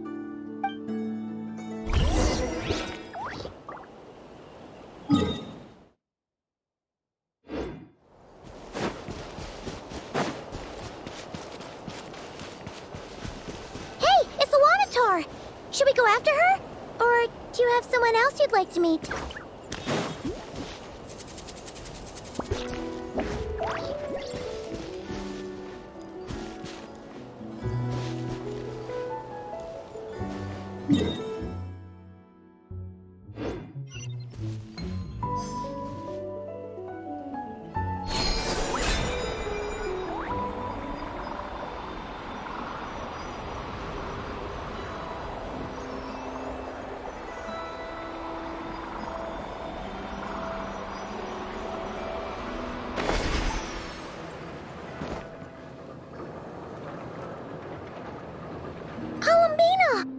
What are you doing here? Was it not you who recommended such walkabouts to me? Yeah, but aren't you afraid the Fatui will see you? Zandrone seems uninterested in my capture, and the others are unlikely to risk making contact at all. They have more troublesome affairs to deal with.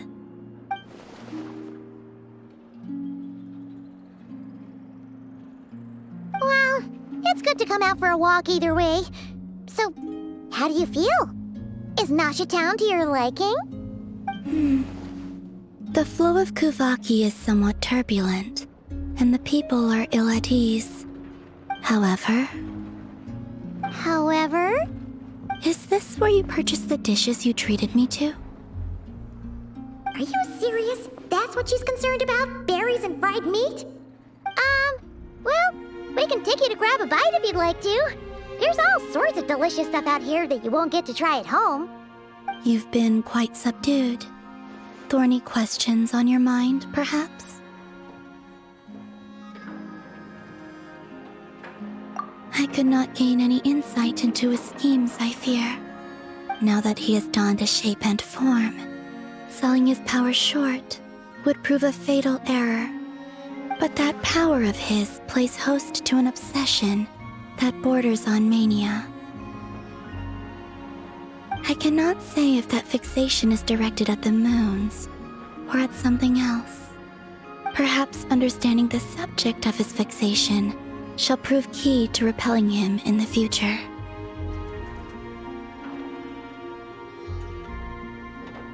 Well, Zandrone's daily routine is highly irregular, while the doctor often orders people around.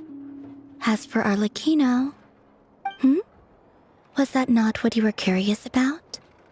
Well then, have you been to that experimental design bureau of theirs? That weapon will play a key role in the Tsaritsa's plan. That's what I've heard, anyway. And what plan is that precisely? Well, I cannot say I care. I could look into the Eternal Moon's marrow for you if you wish it so. But after our previous attempt, I suspect your spaceship has been intentionally hidden away. Perhaps someone has certain truths they wish to hide from you, or from others. And I doubt there are many who could accomplish such a feat.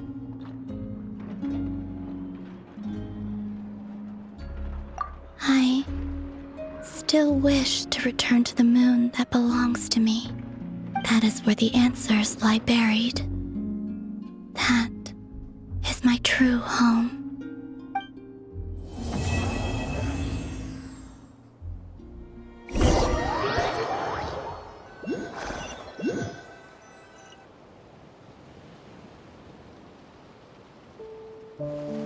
Interesting. You followed me this far. Why not show your face? Haha! Right! Right you are. I forgot to introduce myself. The name's Varka, Knight of Boreas, and Grand Master of the Knights of Favonius.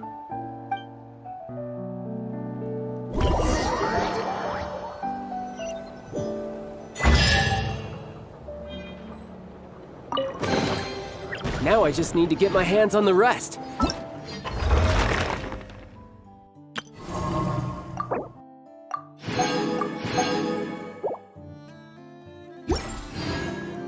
You know, there are better ways to seek out our enemies than, well, standing.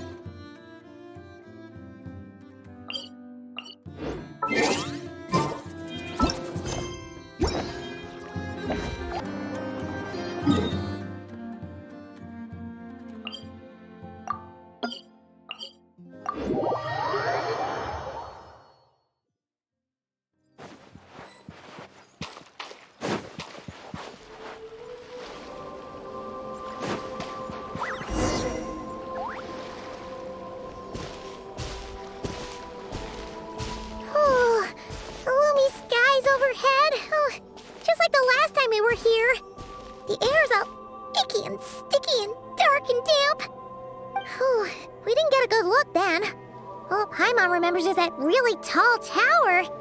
So, let's explore the area more fully this time. Wait, is that...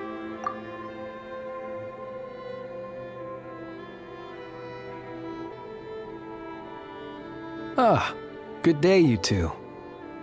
Assuming I don't have the time wrong. Phew! Well, it's good to see a familiar face. Especially in this darkness. Oof! It really gives you the heebie-jeebies! You needn't worry. This is my humble abode and the tomb of the Lightkeepers. And while somewhat dark, it is on the whole a safe place. That being said, I rarely receive visitors here, save for the occasional colleague. What brings you two here? Well, to be honest, We just wanted to see where you live. We were in such a rush last time, we didn't get to do a proper tour. I see. In that case, as guardian of the tombs here in the Final Night Cemetery, allow me to extend the warmest of welcomes to you both, on behalf of the spirits who slumber here eternally. Wait, do you mean there really are ghosts here? That is correct. As you may have noticed, this island is dotted with headstones. You might think of it as a veritable necropolis filled with souls. Isn't it a welcoming thought? Not at all. If anything, this place just got scarier. Ah, apologies. It was meant merely as a gesture of the hospitality that you deserve as guests. We don't receive many visitors here, after all. But I suppose it is a tall order to expect people to suppress their fear of ghosts. Even so, I do hope your visit shall be a pleasant one. The spirits on this isle, while somewhat old-fashioned and hardly gregarious, are an unassuming crowd who keep to themselves. I have found they make perfectly decent neighbors. If you still have misgivings, I can only suggest that you avoid staying outside where possible. The ghosts do not tend to set foot indoors very often, although that might render your sightseeing experience a little less riveting. Let me think. Most of the camps on this isle have been removed, and only the lighthouse remains, symbolizing the many battles the Lightkeepers have fought against the Wild Hunt. In that regard, it has quite a bit of historical value, and is thus well worth seeing. Yeah, that was the first thing we saw when we arrived. So, it's a lighthouse, huh? What happened to the light? Years of disrepair and a shortage of fuel, I'm afraid. As this island became abandoned, maintaining the lighthouse became increasingly difficult.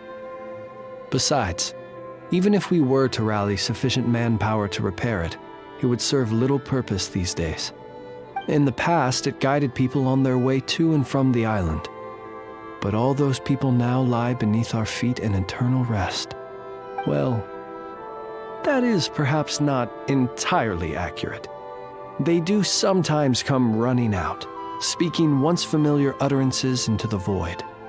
In which case, since you are not used to the darkness that shrouds this island, you could consider restoring the lighthouse to illuminate your way. I too know well the comfort that a distant ray of light can bring on those lone journeys through the cold night.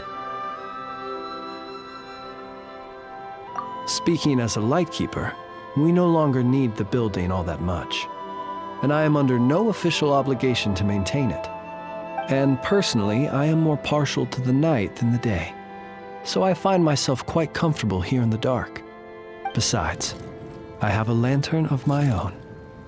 I would rather tend to that than rely on a more distant warmth. As such, you should have no issues using it, so long as it helps you.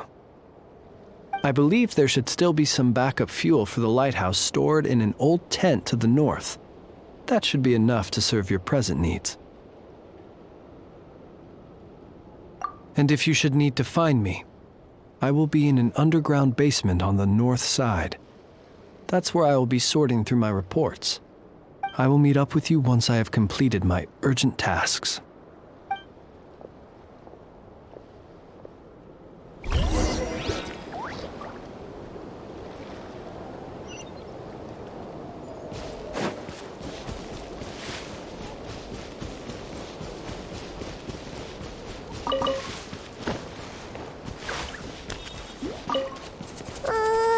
This place is super dark.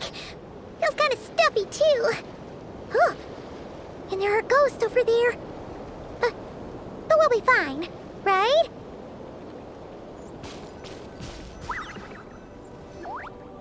Either way, let's try not to get their attention. Let's just grab the fuel and go. The sky is so dark. I'm scared. They're staring at me. You sure took your time, didn't you? Come on, help me shift this fuel. It's almost time for our lighthouse shift. Does he mean...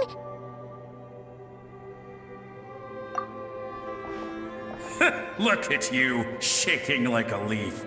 You scaredy cat. How you made the cut as a ratnik, I'll never know. Come on, grab your stuff and let's go.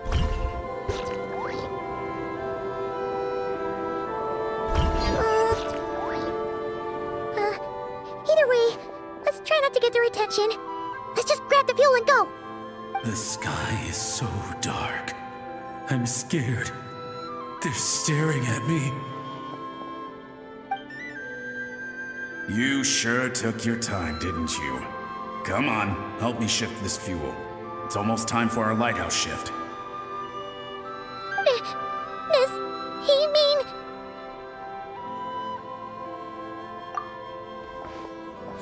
Look at you, shaking like a leaf. You scaredy cat. How you made the cut as a ratnik, I'll never know. Come on, grab your stuff and let's go. Perhaps I'll even tell you a ghost story on the way. What? A ghost telling us ghost stories?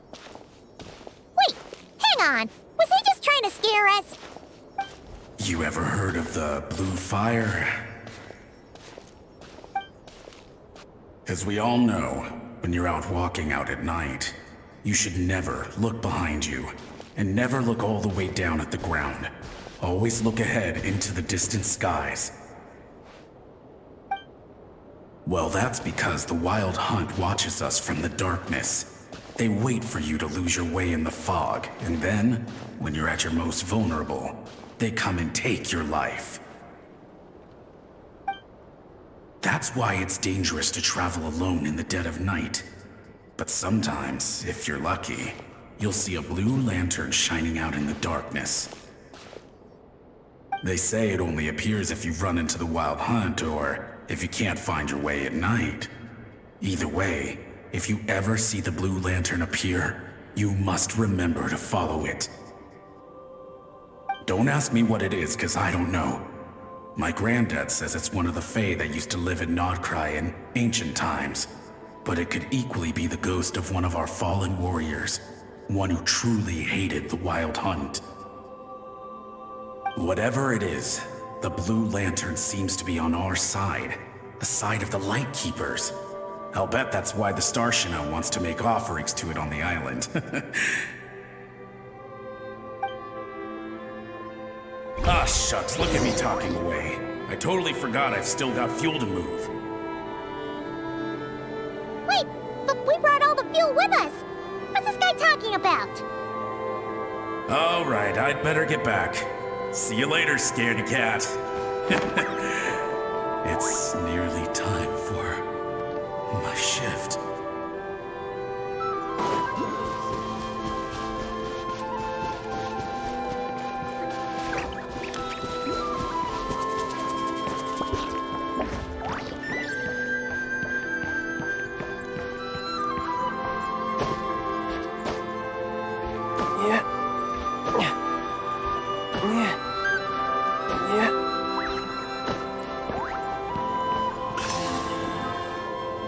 Oh, finally, we're here.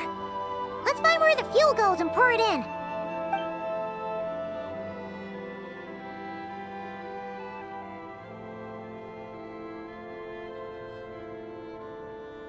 Woohoo! The light's on! This should make things way easier. Now we can keep exploring.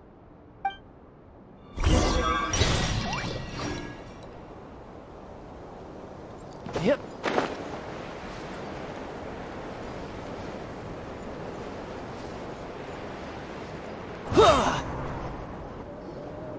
Great, the light's on. Guess I won't have to worry about moving fuel anymore. Hey! It's the ghost from before who was talking about moving fuel. What's he doing over here? The Wild Hunt came. It passed through all the graves. The fog clung to our ears, stuck to our mouths. We couldn't see or hear each other. What's he talking about? Has the Wild Hunt really showed up? Paimon didn't see it at all. To the lighthouse! To the lighthouse! We've got to get a signal to the units outside before they reach us. Don't just stand there gaping.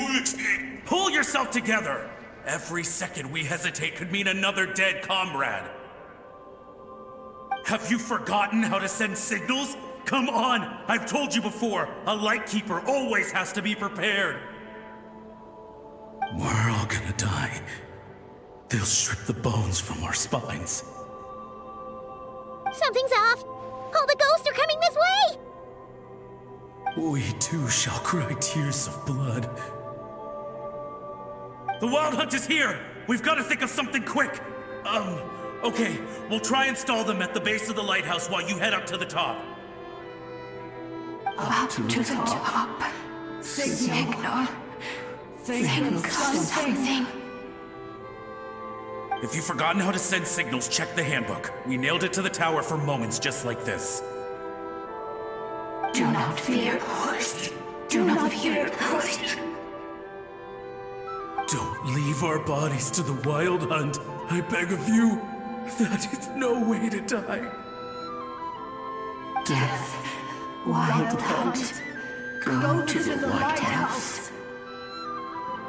Oh, the ghosts have surrounded the tower. Should we do what they're asking? Sounds like they need us to head up, find the handbook, and use the lamp to send a signal out. Lighthouse. Hope. Everlasting night.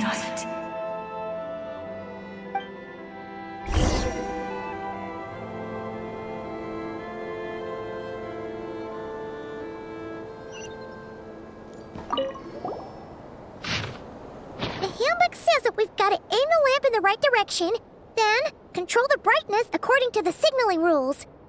There are 5 signal types: distress, warning, guidance, summoning, and all safe. The part that describes the warning signal is illegible, so let's try one of the others.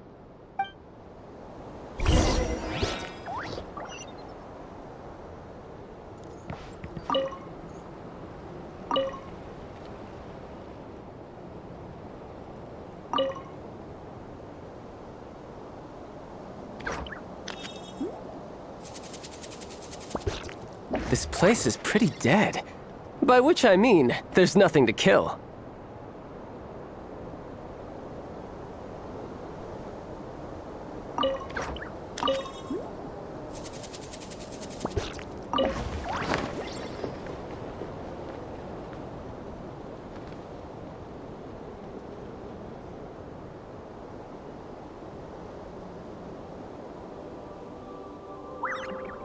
Okay, the signal is sent.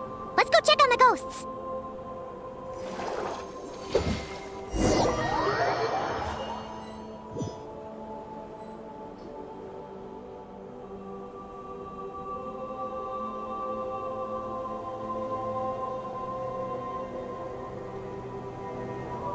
What happened here? Ran into a spot of bother? A whole host of ghosts surrounded the lighthouse. I sent them away to prevent them from blocking the area. And when they saw the lighthouse flashing, they departed. Oh, it was pretty scary. They completely surrounded us and begged us to help them.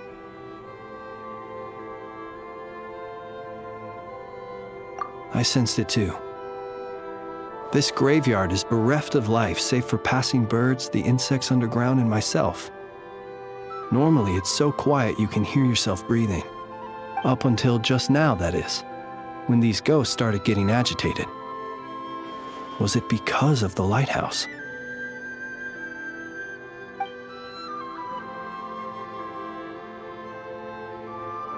They asked you to send a signal out.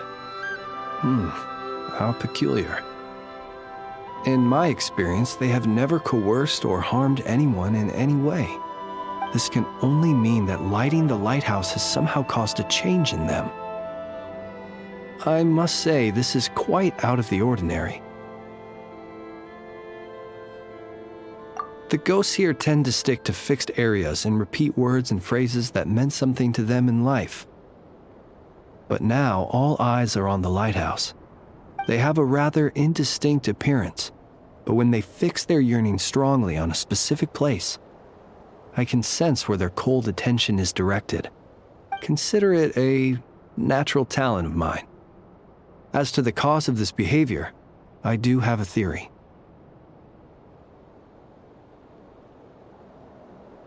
Ghosts are the echoes of living souls, a portion of their thoughts and memories that, for certain reasons, fails to enter the ley lines at the moment of their death, and thus they linger on the surface. The ghosts in question were lightkeepers in life, and as such, I believe the lighthouse is deeply embedded in their memories, something they are instinctually drawn to. Relighting it must have stirred something in their memories, causing them to depart from their usual behavior. You might not be aware of this lighthouse's past, but it once served a great many functions, from guiding passing merchants and lightkeeper fleets to reporting on the Wild Hunt's activity in the surrounding area. In the days before this was a graveyard, its light was never once extinguished. It came to symbolize the hope and warmth that the lightkeeper sought to bring to Nod-Krai.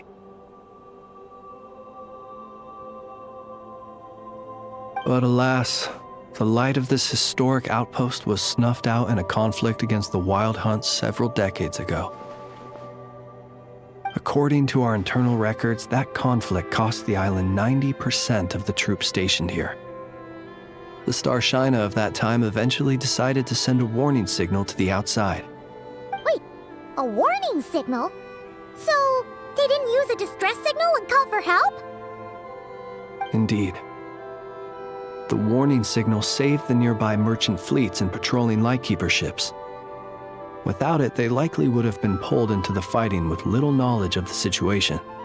But at the same time, this signal also cut the troops on the island off from any possibility of rescue. The Lightkeeper Oath contains a line that goes as such: "Our bones and blood we shall use as fuel. We shall make life greater than death." It is a line that strikes at the very heart of our principles. Should we find ourselves at a great disadvantage, we are to prioritize the preservation of life and ensure humanity's long-term survival. After all, the Wild Hunt is a never-ending threat, while our numbers are limited. This principle is most cruel to those who must sacrifice themselves, and yet, most of us willingly abide by it. Shoot! So we sent out a distress signal, but what the ghost actually wanted was for us to send a warning signal, right? You feel you unwittingly did something wrong? No, I don't think so. Ghosts are but the memories of people that once were. You may have stirred up those memories, but that is all they are. Those to whom they once belonged are long gone. Still, I can see that you're concerned about them. And truthfully, so am I. If you wish to find them, just follow me. Ah, yes. And please do not be alarmed by anything strange we may encounter along the way.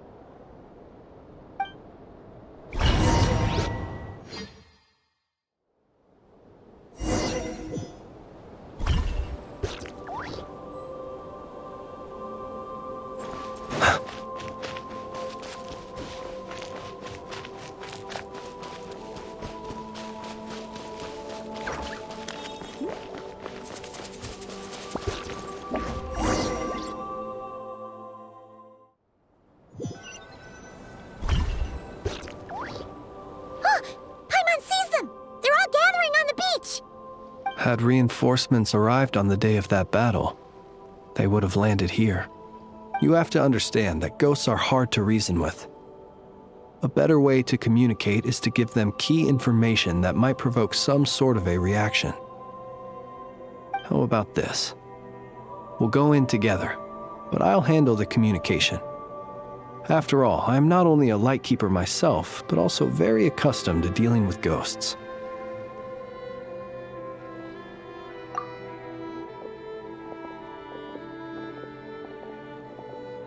Don't come near us. Don't try to save us. Help is on the way. The Wild Hunt is coming in too fast. There's no time. Let us stay here and take them down with us. This place will be enough of a graveyard by the time the night is through. Don't send more people to their deaths. So you don't need rescuing? No, we do. Please save us. We can't hold on much longer. Everyone else is gone, and we are lost. What more can we do? Please, someone, anyone, save us. Ignite the blue lantern. It will guide you far from the wild hunt. The blue lantern cannot bring back souls from the dead. Even if you light him up, it will be too late. He can help you destroy what remains of the wild hunt, but he cannot save you. Don't rescue us. Don't come any closer. No, wait. Help us, please. Someone, anyone. What's this supposed to mean? Do they want help or don't they? Those poor souls. On the one hand, they hoped that someone would send out a distress signal and save their lives. On the other, they did not wish to call in reinforcements only to send them to their deaths. And so they sought the help of the Blue Lantern spoken of in local legend.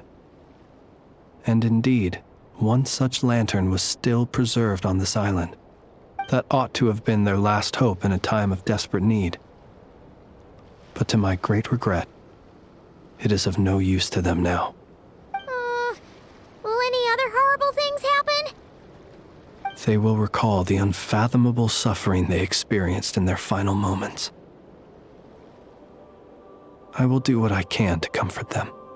We shall part the snow curtain of the sky and blast the winter winds across the wasteland.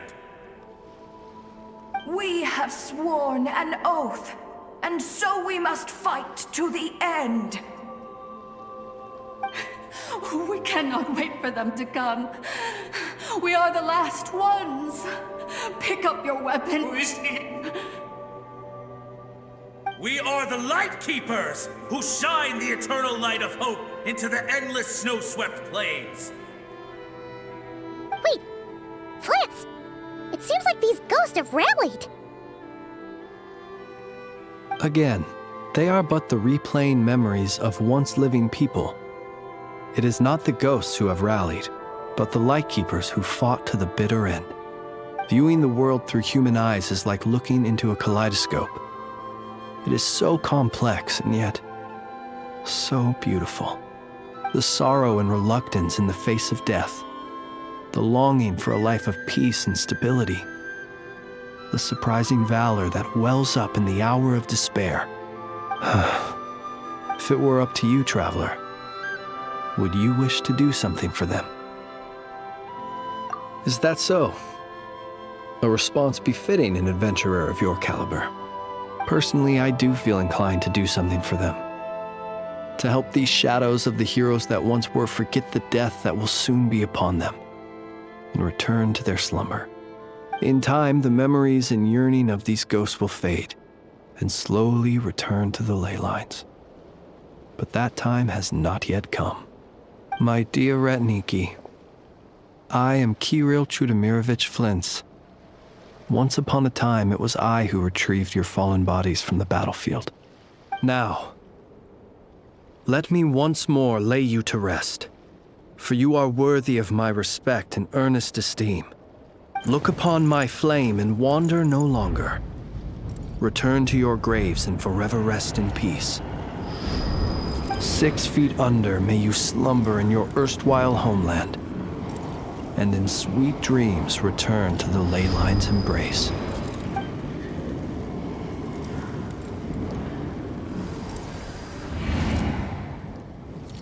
They're gone. Some of their memories and thoughts have been dispersed. The rest will later return to their usual state. To me, they are both warriors whose memories should be honored and my gentle, friendly neighbors. Unfortunately, I did not know most of their names, but my short interaction with them has deposited some of their memories within my flame. At the very least, I know now that the gentleman who moved fuel and loved to tell the tale of the Blue Lantern was named Imo. And the comrade he always called out to was named Itu. Many of the ghosts on this island may have been affected by the lighthouse, and I'm not sure if they'll all undergo changes like Imo. But if you're in the mood to keep exploring, would you come with me? I'd like to get to know them better still. It would be my honor.